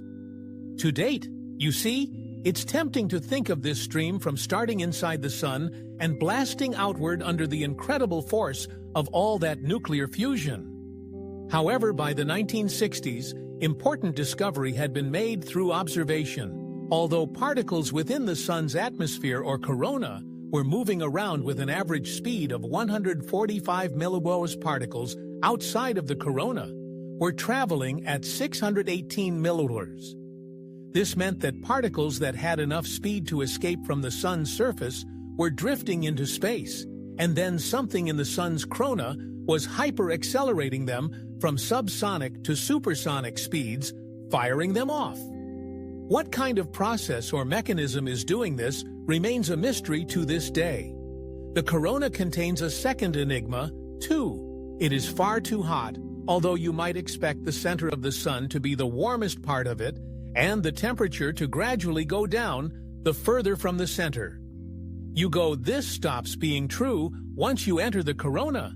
The surface of the sun has an average temperature of 5,600 degrees. But within a few kilometers, the corona suddenly sees the temperature jump to as high as 2 million degrees. Something in the sun's corona is flicking solar wind into space, and something is making things very hot. Scientists do not know why this is happening either, although it is thought to have something to do with magnetic fields. It's here that we would meet the third sound of our tour of the sun as our spaceship would draw closer, and we passed over the boundary between the corona and empty space, something known in S as the Alphen surface. We would begin to hear the music following. These are known as Luer waves. They are formed by tiny oscillations of plasma particles vibrated by light itself as they stream from the sun through tiny funnels on the sun's surface, a magnetic equivalent to the sound a kettle makes when it boils. We have entered one such dream. Countless of these streams fire out from the sun's surface. The sun's exterior is covered in islands of hot material rising from the stars. Once there, the material cools and sinks back into the star's mass along the island's edge. And something about this process of rising and falling material, or something going on within the sun itself, makes these sinking zones stream out powerful magnetic field lines. Plasma is scooped up by the magnetic force and is sent streaming into space, the starting point of the solar wind. Scientists don't know what causes this process, but the sound of Luer waves is eerily beautiful as the winds head out. Not all the waves created in this way travel at the same speed. This has the effect of spreading out sounds as faster parts of the wave run ahead, while slower parts of the wave fall behind, creating what are known as dispersive music waves. Such waves are filled with churs, little eddies of sound, where fast waves coming from behind meet slow waves already traveling ahead. Eventually, this evens out into the hum. We heard at the beginning there is one last sound that might offer an insight into the entire mystery, one that has some intriguing implications here. Right within the sun's boiling corona, we can finally begin to detect Whistler mode waves. Whistler waves are the distant echo of high-energy events that ring through the plasma of a celestial body's magnetosphere. We get them on Earth whenever lightning cracks. You get more than just thunder. A ripple travels through the planet's magnetosphere that can be picked up kilometers away. If you have the right detectors to truly get a sense of the scale of these waves, here is what they sound like on Earth. Just a few small little cracks and whistles. Nothing too special now. Here's what they sound like on the music sun. To go from sparse, brief clicks to a cacophony of wailing wind indicates that the sun's magnetosphere is not just experiencing the odd crack of lightning. Something is going on constantly all over, merging individual moments together into one incessant roar. Scientists are still trying to figure out what that draw is being caused by. But at least one theory for the force behind the sound, which can account for the dramatic acceleration and superheating of matter within the corona, is a dry-sounding little event called magnetic reconnection. Magnetic reconnection sounds fairly innocent, and yet its innocent technical-sounding name disguises a cataclysm.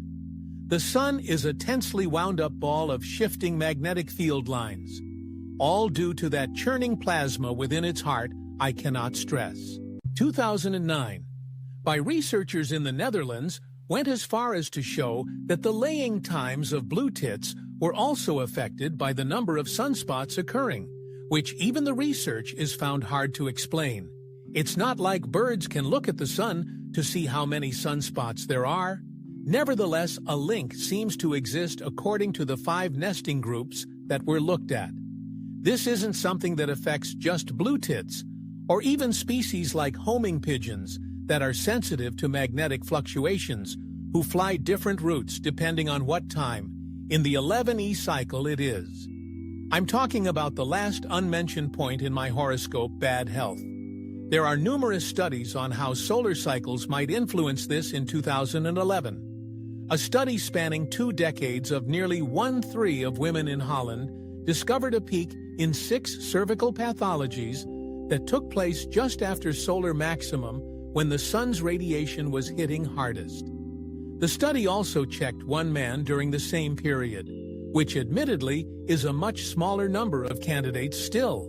It was interesting to note that the man experienced slight elevations in oral temperature, pulse rate, blood pressure, and respiration rate that took place soon after solar maximum too. It's not just physical, there's even an influence on the rate of mental disorders. A study into 2000s looked at 237,000 clients in the main Medicaid database collected between 1995 and 2004. They found that of all those clients, those born during higher energy chaotic cycles experienced an increased rate in mental disorders.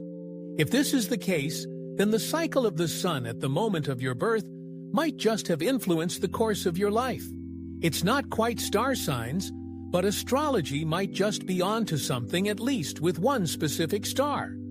Ultimately, the science on this is still ongoing, and it should be stressed that any health impacts caused by these cycles are extremely minor. As one researcher put it, it took hundreds of thousands of patients to even notice that there was a health impact.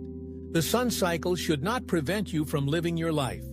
We're currently heading towards a solar maximum, predicted to arrive in 2020, but for those who are worried, living through or being born in a solar maximum isn't all bad. The same study suggested that this radiation might lead to a rise in creativity and adaptability. Perhaps it was during one such cycle, 80,000 years ago, that a human brain was mutated to give it abstract thought and consciousness. If so, if they gave us the means to perceive the universe, we have much to thank solar maximums, for we wouldn't be us without them. What does the sun sound like? It's a simple enough question, and one that comes with a simple enough answer. The sun is silent, of course, because sound doesn't travel in a vacuum to us. The sun sounds like nothing at all, but let's do away with simple answers. What if sound actually could propagate through space without a giant cosmic muffler between us and our closest star? What would we hear? Would the sun sing to us, an enchanting melody in our sky? Or would its noise be such a cataclysmic cacophony? It would instantly be the last thing we ever heard. Scientists actually have the answer. Through spacecraft, like the Parker probe, which is currently making skimming orbits around the sun, they can detect the kind of pressure waves and particles emitted by the sun, and can convert those waves into the sounds we might hear if space was capable of such propagation. And interestingly enough, not all of the sun sounds are the same. I'm Alex Milan, and you're watching Astrom. Join with me today as we listen to several different sounds made by the sun, recreated through clever science, because it turns out that these sounds may allow scientists to solve 2 of the sun's greatest mysteries in our imaginary scenario, where space has suddenly gained the ability to propagate sound. We can now start listening to the sun all the way from Earth. Although the Earth is 152 million kilometers away from the sun. On average, it's perhaps unsurprising to learn that the sun is very loud, easily audible from where we are. It would sound something like this. Just a reminder, there is no sound in space. This is a sound reconstruction, turning amplitudes and frequencies into sound waves creating clips of what the waves might sound like to the human ear if an atmosphere were present. This soothing buzz has an almost electrical feel to it. It reminds me of generators, or perhaps even something vaguely radioactive, which is appropriate, given that this is the sun. We're talking about the nuclear fusion going on inside the sun is equal to 3.85, 10^26 watts. Every second, about 1,000,000 times more than what humanity produces in an entire year. All of this power being created has an unsurprising knock-on effect on the volume of the sound the sun would produce. To get a sense of what this would be like, take the device that you're watching this on and connect it up to the speakers that they use at your next rock concert, then play this noise at full music blast at 110 dB.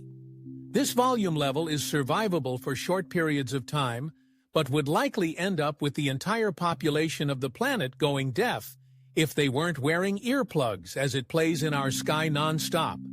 In fact, we can consider it extremely fortunate that we don't actually have to deal with this. Species would have probably evolved with no ears, as hearing would be pointless. If we get closer to the surface of the sun, that sound level grows exponentially, with some experts rating it at 270 dB. Remember, dB are a logarithmic scale, so every 10 dB higher it goes. You have to multiply the sound level by 10 to get a sense of how loud this, and TV stations would be disrupted. Hospitals would struggle when the backup generators run out of fuel. We would be completely cut off from the outside world. The world is simply so dependent on technology, and especially on electricity. It is feared we have lost the ability to function as a society without it, and worryingly, it is our power grid that is most vulnerable to a super solar storm. An independent think tank recently put the cost of damages to the USA alone at $2.6 trillion, ultimately destroying the economy. And unfortunately, that does not cover the social impact it would have, as is often the case in natural disasters. Some people would undoubtedly resort to more primeval instincts, with attitudes such as every man for himself. Chaos, looting, and disregard for the law could occur. This would only get worse the longer the population goes without hearing from their government or organization of an authority. Hopefully, in such a situation, the good of mankind would prevail. But it is a possible scenario. The think tank placed the estimated recovery time to repair the damage of a CME at 4 to 10 years, and estimated that 2/3 of the U.S. population could die of starvation, disease, and chaos. During that time, we only need to look at a couple of examples to understand this variety of the situation. In 1989, Quebec experienced a large solar storm that made the power grid fail in just 90 seconds. This problem was exacerbated by the fact it was winter, where the temperature can drop well into the minuses, which left vulnerable people in a potentially bad situation. It took 9 hours to restore power, and total costs from the disruption were estimated to be around $2 billion Canadian dollars from the social aspect. We only need to look at Puerto Rico, which is still without power for 40% of its population from the time of writing this script in early February. That means it has been without power for 140 days and is estimated that it still needs 50,000 utility poles and roughly 10,000 kilometers of electricity cables. If a storm hits, it wouldn't just be an island that is rendered powerless. It would be an entire hemisphere. And Earth has had some very near music misses. A Carrington Seas event could have been a reality in 2012, where a huge CME was ejected from the sun. This was the biggest CME that has been recorded with modern technology, and it directly hit one of the stereo satellites that was observed in solar activity. It is the charged particles that caused this distortion effect shortly after this solar flare, and had it hit Earth, the hypothetical disaster scenario could have become a reality due to lack of historical evidence, we have no way to predict when the next big CME could hit Earth. As far as we know, a CME even bigger than the current Inton event could hit us tomorrow, or the next one could be in a few thousand years. But what mitigation plans does the world have in case of such an event? Since 1995, NASA have placed a telescope in orbit which is constantly monitoring the sun for music CMEs. As light travels much faster than the speed of a CME, it would roughly give us about 7 1-hour warning before the CME hit Earth. If everyone was acting fast enough, this might be enough time to turn off some of the power stations, thus protecting the electricity grids. This is called the Solar Shield Program, and astonishingly, the U.S. is currently the only country to have such a program in place. Countries are also working on temporary transformers, which are quicker to produce. Additionally, countries throughout the Western world are currently in the process of proposing upgrades to the power grids that would not allow a surge of electricity caused by a geomagnetic storm to destroy the network.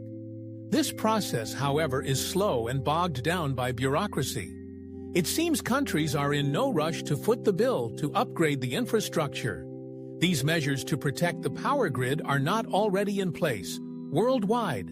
It also seems that most people in the world are not even aware of CMEs, but rather fear much less likely scenarios, like an asteroid hitting Earth or aliens invading mankind as a whole, is shockingly unprepared for a natural disaster caused by a super solar storm.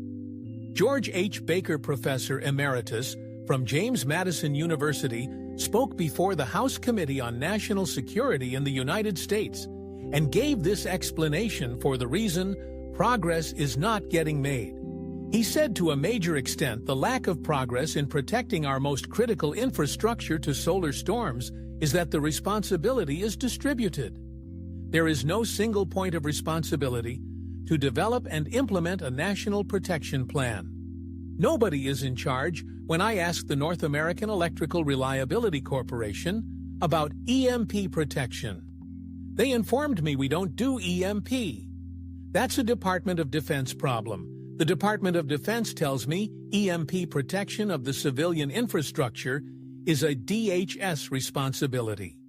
DHS explained to me that the responsibility for the electric power protection is within DO, since they are the designated sector-specific agency for the energy infrastructure. And this is sadly from one of the most progressive countries in the world on the subject, and until mankind is prepared for a CME, we really are at the mercy of our life-giver star. It doesn't take much to learn that the Earth is facing an energy crisis. Fossil fuels are finite, but also represent 80% of the source of our electricity. At some point, we will inevitably run out, whereupon we will either need to get our energy from somewhere else or brace ourselves for the shocking reality of a world without machinery, computers, and phones. If the idea of pushing a plow all day in an agrarian society doesn't quite align with your life goals, then you'll be in favor of a heartbeat. And surprisingly, even though we can't see it, we here on Earth move to its rhythm. We don't really understand why the sun goes through this cycle. It's clearly related to the magnetic processes that exist within the sun itself. Yet, although we have observed these cycles in action for the last 200 years and have seen evidence of their influence on the Earth over the last 10,000, we still no closer to figuring out why the sun cycle has a length of that particular time period, rather than any other. What force drives it? Lacking any other obvious answer, some scientists have tried to connect the orbital length of Jupiter, also about 11 years, to this cycle length. But this could easily be a coincidence, although Jupiter represents 2.5 times the combined mass of all the other planets in the solar system, and definitely exerts some gravitational pull on the Sun. Its orbit cannot explain the variations seemingly random that the Sun's cycle undergoes. Much of what goes on within the Sun is a mystery to us, but its influence on Earth that is much easier to see. It begins with the space around us. Space is more and more important to modern civilization. So it shouldn't be surprising that CMEs and solar storms streaming out from the sun more regularly would have an impact on the technology we have up there.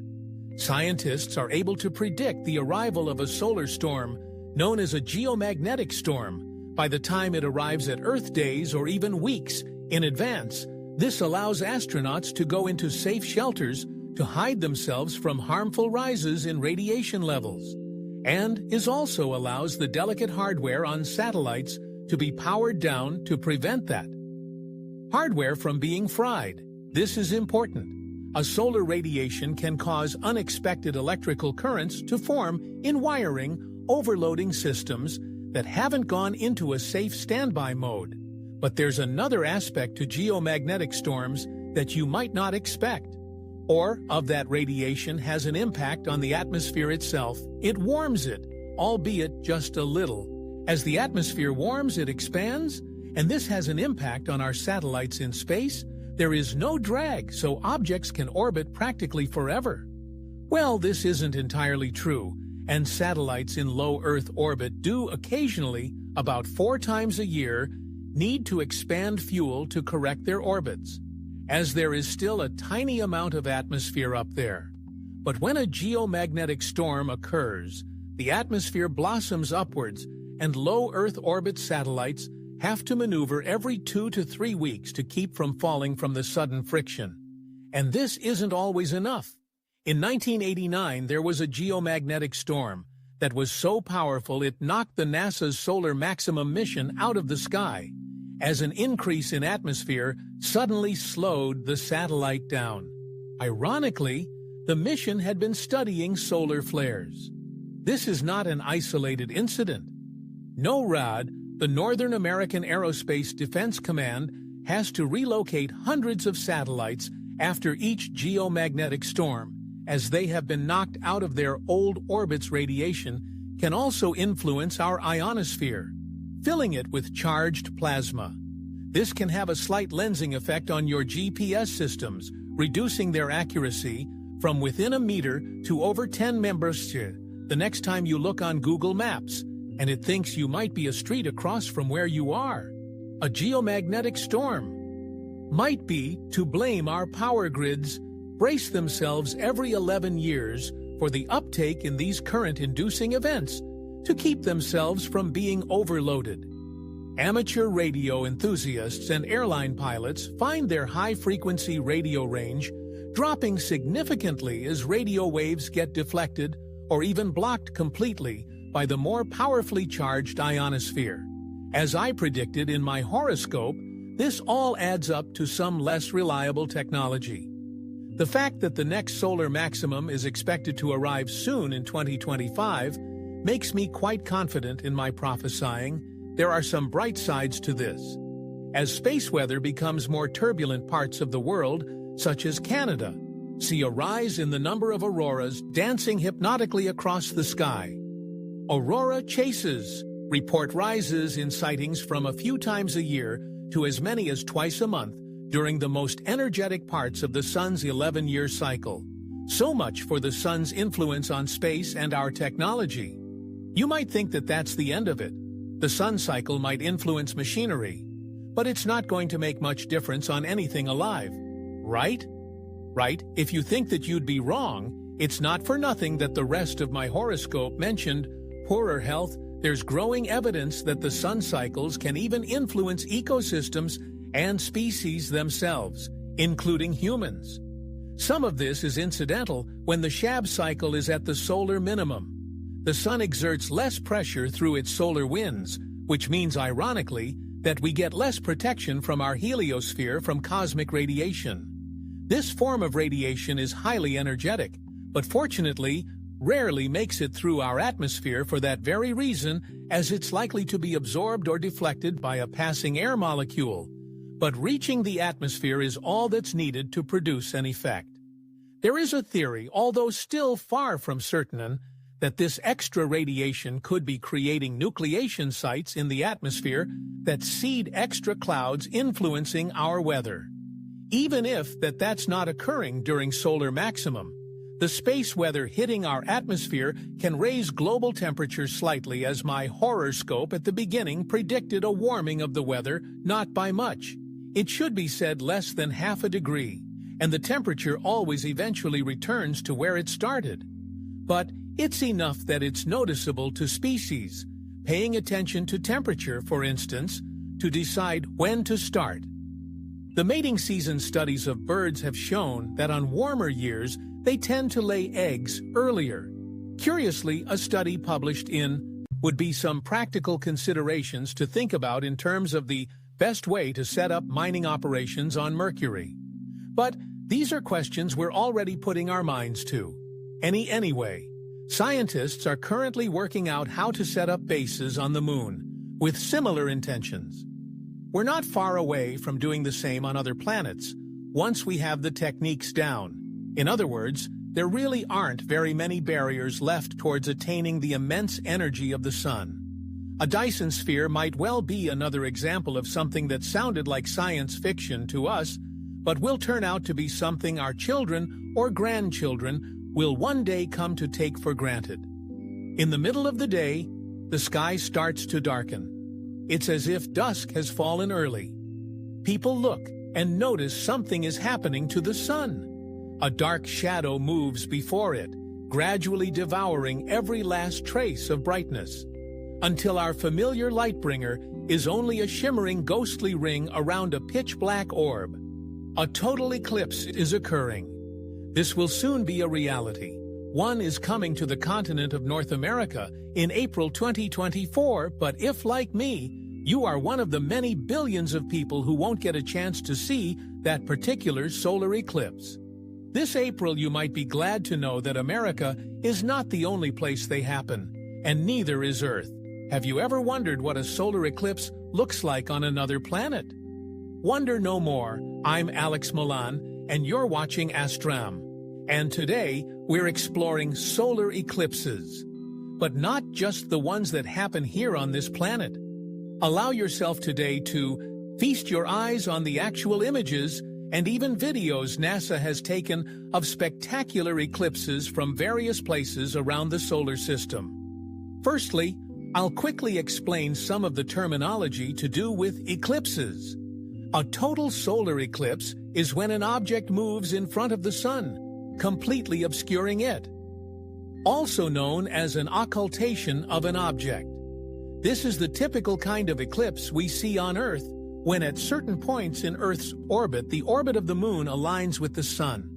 There is something special about an eclipse here on Earth, and I'm not just saying that out of some Earth-focused pride. By a bizarre but highly fortunate cosmic coincidence, the moon is the right size and distance from us that his angular diameter is almost identical in size and shape to the angular diameter of the sun in our sky. This leaves for an impressive spectacle where the corona of the sun, or in other words, the sun upper atmosphere, creates a ghostly aura around the moon. This corona, normally too dim to see, extends for hundreds of thousands of kilometers into space, looking closely around the edge of a total solar eclipse, and you will also see the silhouette of the moon's craters along the outside, plus these reddish wisps coming off from the sun. These are prominences millions of times of charged particles suspended in the sun's atmosphere by powerful magnetic fields. During an eclipse here on Earth, the moon casts a shadow about 250 kilometers in diameter, which moves across the Earth as the moon orbits in the case of the eclipse, happening this April. This shadow will arrive at the Mexican west coastline, then will make its way up through the United States until it passes into parts of Canada, before moving over the ocean. Once more, you can see on this map the path the shadow will take, if any of you happen to live in its pathway, or are close enough to make the drive. You may want to try and see this eclipse for yourself. The sun will only be totally obscured within the diameter of the shadow. Outside of that, the sun is only partially obscured from the viewer's perspective. This viewer is witnessing an annular or partial eclipse, also known as a transit. The shadow moves across the Earth extremely fast, at roughly 1 kilometers a second, witnessed from a high altitude. It is a majestic sight as the shadow shifts across the landscape. Satellites have also witnessed the movement of this shadow. The shadow isn't as sharp as you might expect, and this is due to the angular diameter of the Sun and the Moon, and their distance apart. The Sun itself is huge. A whopping 1.4 million kilometers across the Moon is much smaller at only 3,400 kilometers across the. Now, this image isn't a scale, but it shows visually why the shadow isn't sharp. The umbra is the shadow where the Sun is completely obscured, and the pen. Umbra is the shadow where the Moon only partially obscures it. This part of the shadow is much wider than the 250-kilometer wide umbra shadow. So why doesn't the Moon create eclipses every month when it orbits in front of the Sun? Sun? Well, this is because the Moon's orbit is not in line with the Earth's orbit around the Sun. This means there are only a couple of times per year when the alignment is right. This alignment of three celestial objects is known as a psi. A very cool word, but not something you'll need to remember for this video. I just thought you would find that interesting if you live in the UK like me.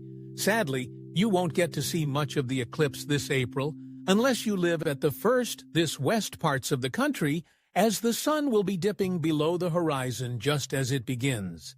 Maybe we will get to see some devil's horns, though, still a spectacular sight indeed. But the Earth is not the only place to experience solar eclipses. And we have the images and videos to prove it. Let's explore eclipses of our closest celestial neighbor, the Moon, because it would make sense that if the Moon can occult the Earth, then surely the Earth can occult the Moon. Would be some practical considerations to think about in terms of the best way to set up mining operations on Mercury. But these are questions we're already putting our minds to. Anyway, scientists are currently working out how to set up bases on the Moon with similar intentions. We're not far away from doing the same on other planets once we have the techniques down. In other words, there really aren't very many barriers left towards attaining the immense energy of the Sun. A Dyson sphere might well be another example of something that sounded like science fiction to us, but will turn out to be something our children or grandchildren will one day come to take for granted. In the middle of the day, the sky starts to darken. It's as if dusk has fallen early. People look and notice something is happening to the Sun.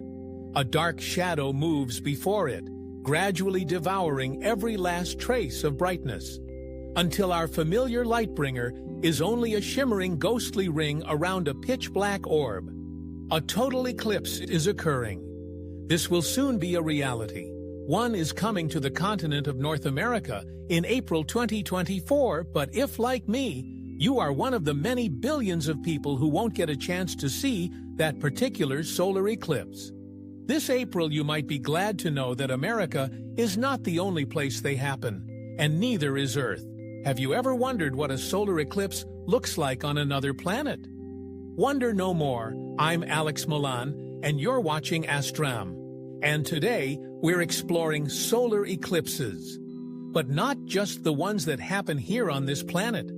Allow yourself today to feast your eyes on the actual images and even videos NASA has taken of spectacular eclipses from various places around the solar system. Firstly, I'll quickly explain some of the terminology to do with eclipses. A total solar eclipse is when an object moves in front of the Sun, completely obscuring it. Also known as an occultation of an object. This is the typical kind of eclipse we see on Earth when at certain points in Earth's orbit, the orbit of the Moon aligns with the Sun. There is something special about an eclipse here on Earth, and I'm not just saying that out of some Earth-focused pride. By a bizarre but highly fortunate cosmic coincidence, the Moon is the right size and distance from us that his angular diameter is almost identical in size and shape to the angular diameter of the Sun in our sky. This leaves for an impressive spectacle where the corona of the Sun, or in other words, the Sun upper atmosphere, creates a ghostly aura around the Moon. This corona, normally too dim to see, extends for hundreds of thousands of kilometers into space, looking closely around the edge of a total solar eclipse, and you will also see the silhouette of the moon's craters along the outside, plus these reddish wisps coming off from the sun.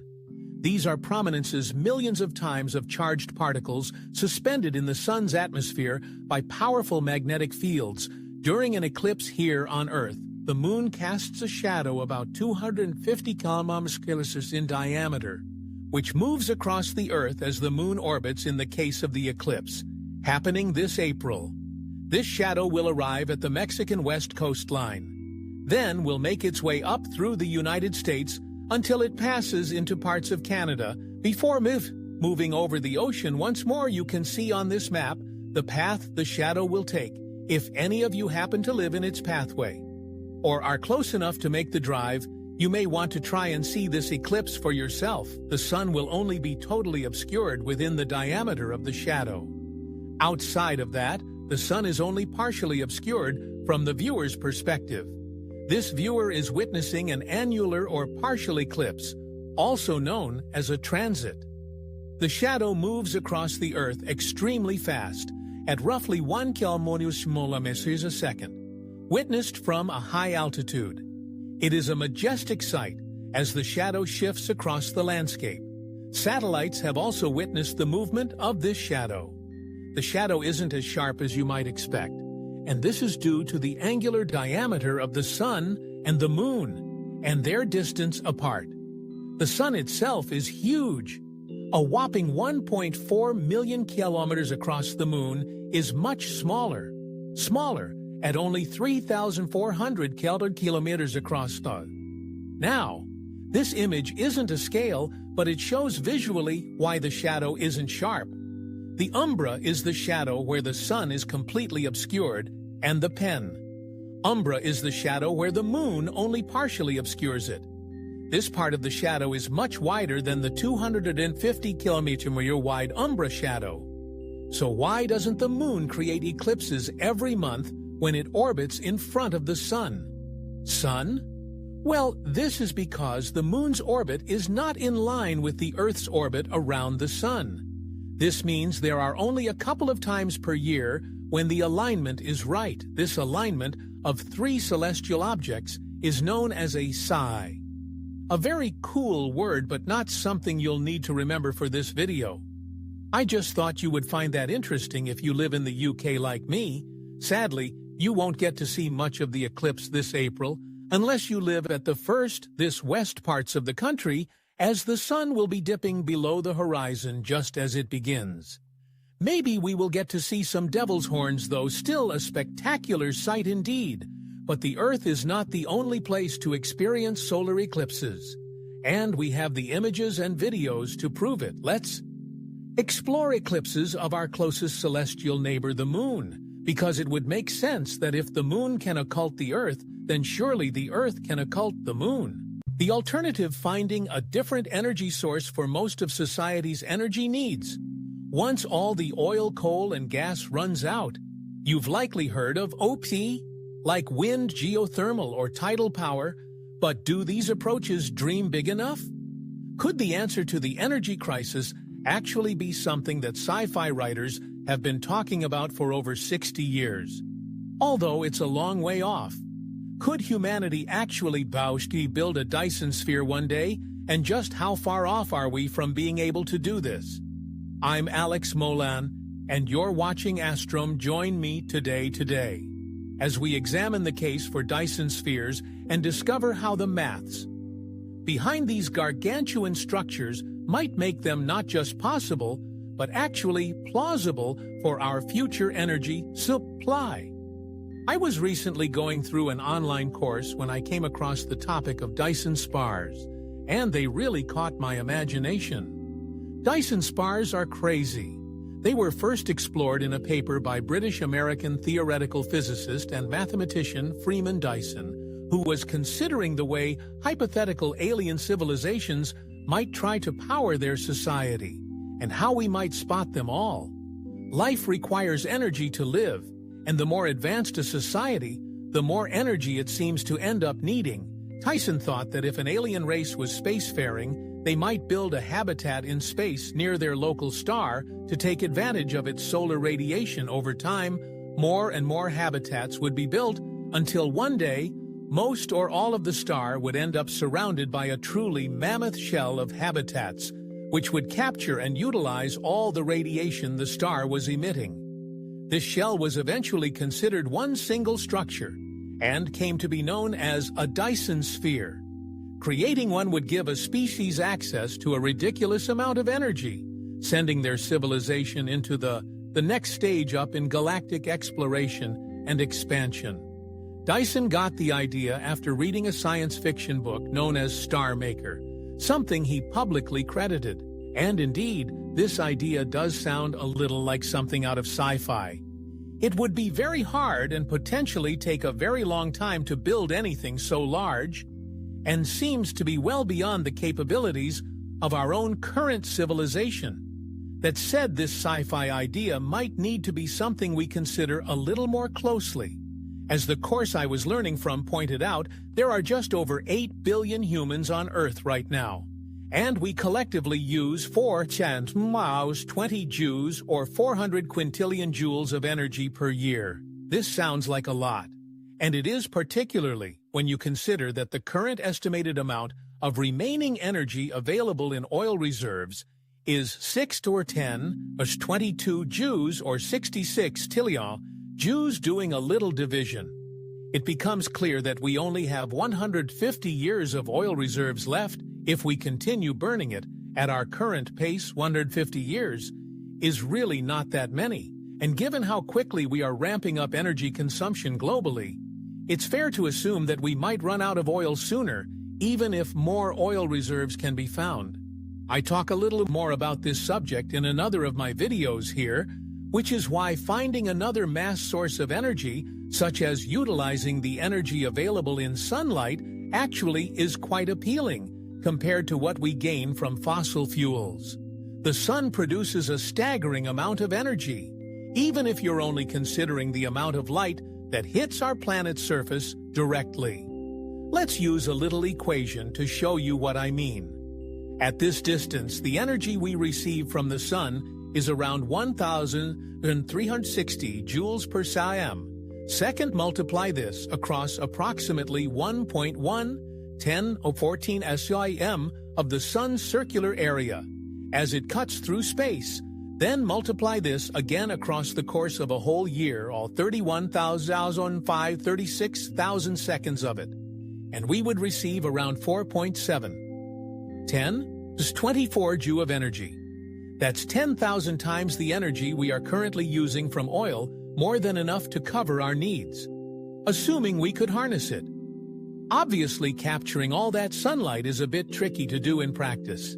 And obviously, if we were to capture all of it, that would make life a bit difficult for any plants on the planet wanting to use that light for photosynthesizing purposes.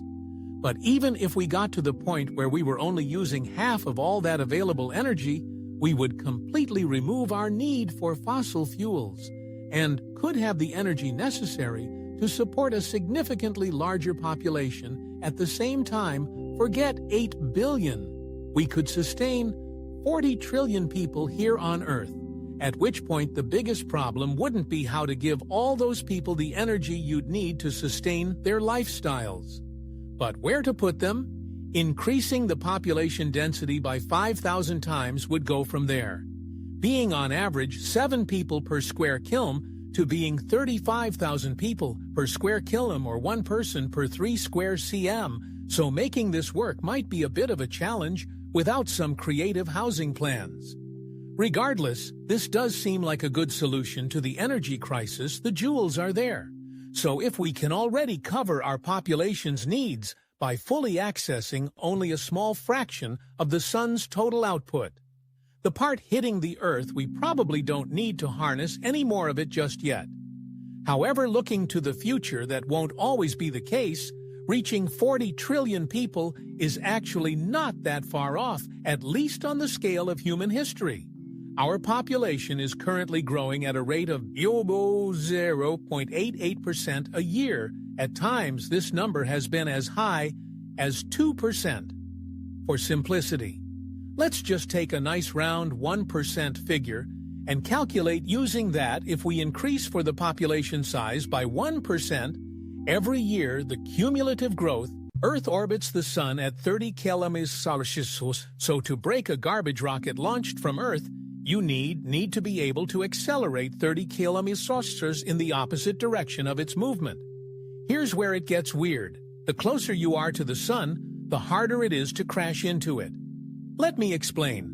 The closer you are to the Sun, the faster your orbital velocity. Mercury orbits at a dizzying 48 km/s, while Pluto cruises at a cool 4.7 km. The faster your orbital velocity, the more you'll need to decelerate to free fall into the Sun. That's why it is actually much more fuel efficient to fly to the outer solar system. Decelerate and free fall into the Sun from there. It's not inconceivable to accelerate a spacecraft. 30 km/s, NASA's Parker Solar Probe accelerated beyond 176 km/s, making it the fastest man-made spacecraft ever. But this brings us back to the problem of fuel. To make this break and fall method work, you'd first have to launch your garbage payload into orbit with Earth, then launch the fuel for the journey into orbit. Once both pieces are orbiting Earth, you can fuel up your payload and accelerate it past Earth's orbit into orbit around the Sun. Then you'd have to use the remaining fuel to decelerate so that it free falls into the Sun. Why not launch both the payload and fuel at the same time? I hear you ask, well, the problem is, it's simply too much fuel. For context, the Saturn V rocket that took man to the Moon needed 2 million liters of fuel just to leave Earth's orbit at 11.2 km/s. A mission like this would require orders of magnitude more fuel. No modern rocket technology would even come close to being able to carry the amount needed for a journey like this. Okay, so scenario 1 is out. What other options have we got? Another way to decelerate in space is with a gravity assist. Usually when we talk about gravity assists, we are thinking of the kind that slingshot the Voyager probes into the outer solar system. However, gravity assists aren't only used to speed probes up, they can also slow them down if you were to approach a planet from behind, fly in front of it, and exit behind the planet like this. Your spacecraft loses energy while the planet gains energy.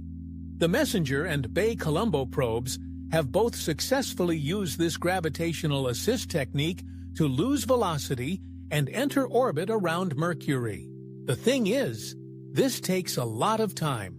Bay Colombo was launched in 2018 and will only arrive into orbit around Mercury in 2020. Surprisingly, its path to get there is longer than the distance between Earth and Pluto. This is because to slow down enough, one gravitational assist won't do. In fact, Bay Colombo needs 9 different gravity assists to slow down enough to orbit Mercury. Similarly, crashing our garbage into the Sun is all a game of carefully calculated orbital mechanics. If we don't slow down enough, we'll be stuck in the Sun's orbit. If we slow down too abruptly, we might get caught in another orbit we don't want to be in. Okay, you might be thinking, but Alex, this is all feasible. It's hard, but it's within the realm of possibility. So why don't we just do it? Possible, yes, with the time effort risk. And technical challenges, probably not to be a cynic. But think about what could go wrong. First of all, we're proposing packing a bunch of nuclear waste biohazards and plastic onto a rocket and launching it from Earth. A launch failure or explosion could be disastrous, to say the least. Even the world's most successful rocket, the Soy, has a 2 to 3% failure rate. I don't know about you, but when nuclear waste is at play, I don't like those odds. Even if the launch goes well, the project itself would be ridiculously expensive. So much so that no sane person would approve the budget. There are far too many other missions on the table that would bring so much more to science and humanity than a garbage disposal mission. And lastly, it would actually be easier, quicker, and cheaper, but still crazy expensive to shoot our garbage out of the solar system toward interstellar space. It would be less fuel-intensive since the acceleration required to escape the sun's gravitational pull is 42.1 kilometers, just a 12.1 kilometers acceleration from is orbital speed. So there you have it. We don't shoot garbage into the sun because it's super hard, super risky, and super expensive. We're probably better off being more conscious about what we consume and how we recycle it.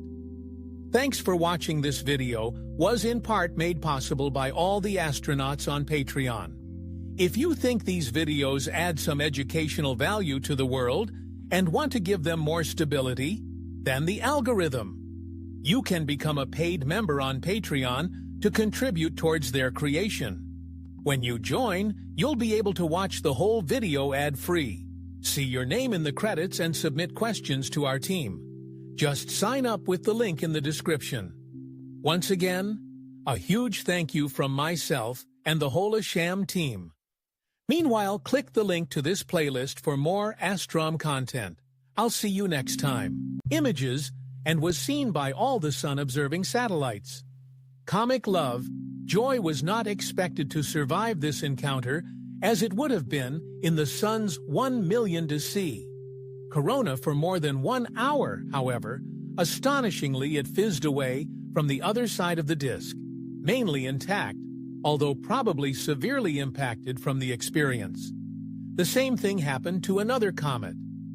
Comet Ison. You may remember that Comet Ison was expected to be a bright comet, potentially visible to the naked eye when it passed by the sun in 2013. Alas, that wasn't to be. However, it still made for good viewing for the sun. Observing satellites. Ison's approach was bright and impressive, and upon reaching the other side of the sun, it faded out. Scientists can't be sure if the nucleus survived or not, but if it did, there are certainly no volatile substances on it anymore. All that's left is probably dust. However, these are some of the biggest sea-soo grazers we've ever observed, their nucleuses maybe being a few hundred meters in diameter.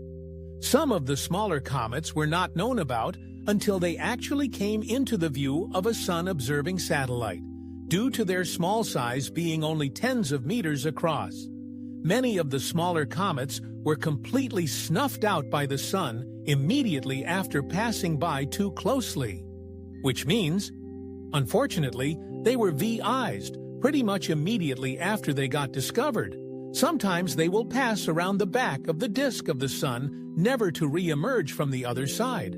Although at other times the angle of the comet's orbit means we can witness this vaporization as it happens at this distance from the sun. The heat is incredible and the gravity is overwhelming. The icy comets not only evaporate quickly, but the rocky elements of them are also ripped apart from tidal forces. Our own close encounters with comets show that they tend to be structurally weak and very porous, sometimes nothing more than a pile of rubble held together by its own gravity. So combine that with the influence of the sun, and even the largest Soo-Gracer comets will come away heavily scarred. Now there's an interesting phenomenon that happens when a sun-grayer passes by the sun, and that is that a CM will go off at the exact moment the comet passes by. There are numerous examples of this. However, scientists are still of the opinion that there is no mechanism for a sun-grazer to cause a CME. These comets simply aren't big enough to have any consequential impact on the sun, so it is currently believed that these examples you see here are purely coincidental. What scientists enjoy about sun-grazers, though, is that while we can't send probes deep into the sun's corona, it's simply too hot for that. We do have these thousands of comets that are willing to take the plunge for us, and comets are perfect for us to observe what we are looking for, which is to better understand the magnetic fields within the corona, so that we can better predict CMEs and spouse weather. Generally look how, as a comet passes by its tail, wiggles, the particles in the tail get heated so much they turn to plasma. which can easily be seen by the UV cameras of the satellites. Plasma reacts strongly to magnetic fields, so the wiggle you see in the tail is believed to be due to the way in which the tail interacts with the magnetic field lines. In the corona, currently space. Weather is something we don't have a complete understanding of, so as more comets pass through, the more we will begin to understand that environment. So there we have it, some of the most impressive-looking sun razors caught on camera by satellites that weren't even designed for them.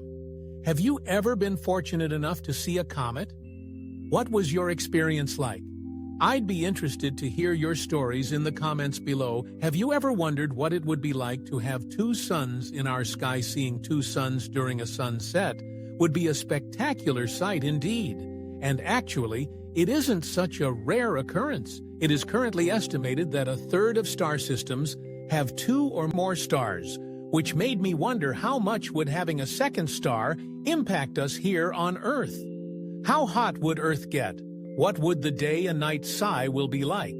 Would it be possible for life as we know it to survive in a multi-star system? Well, it depends. Let's keep our sun as it is, and only make the second star the variable. In this thought experiment, as we know, stars come in all sizes, from small, cool, and dim red dwarfs all the way up to large, hot, and bright blue supergiants in a binary star system. The stars orbit around the system's bar center, or the center of mass. Depending on the mass of the star and the distances between them, you'll have differences in how these orbits look for similarly sized stars. The orbit could look circular in nature or in an ellipse. On the other hand, the bigger the discrepancy there is between the star's masses, the closer the barycenter will be to the more massive star. Let's say we plunk a red dwarf, which is the smallest star type in a close orbit around our sun. Even though a red dwarf can be as little as 7.5% the mass of our sun, it's already going to have a big impact on us from our perspective. The star would look like it orbits the sun, meaning there would be times when it transits in front of the sun, and other times where it is eclipsed by the sun. Our year would be shorter if we stay 1 astronomical unit from the system's bearer center because of the increase in mass and gravity of the system from the extra sun.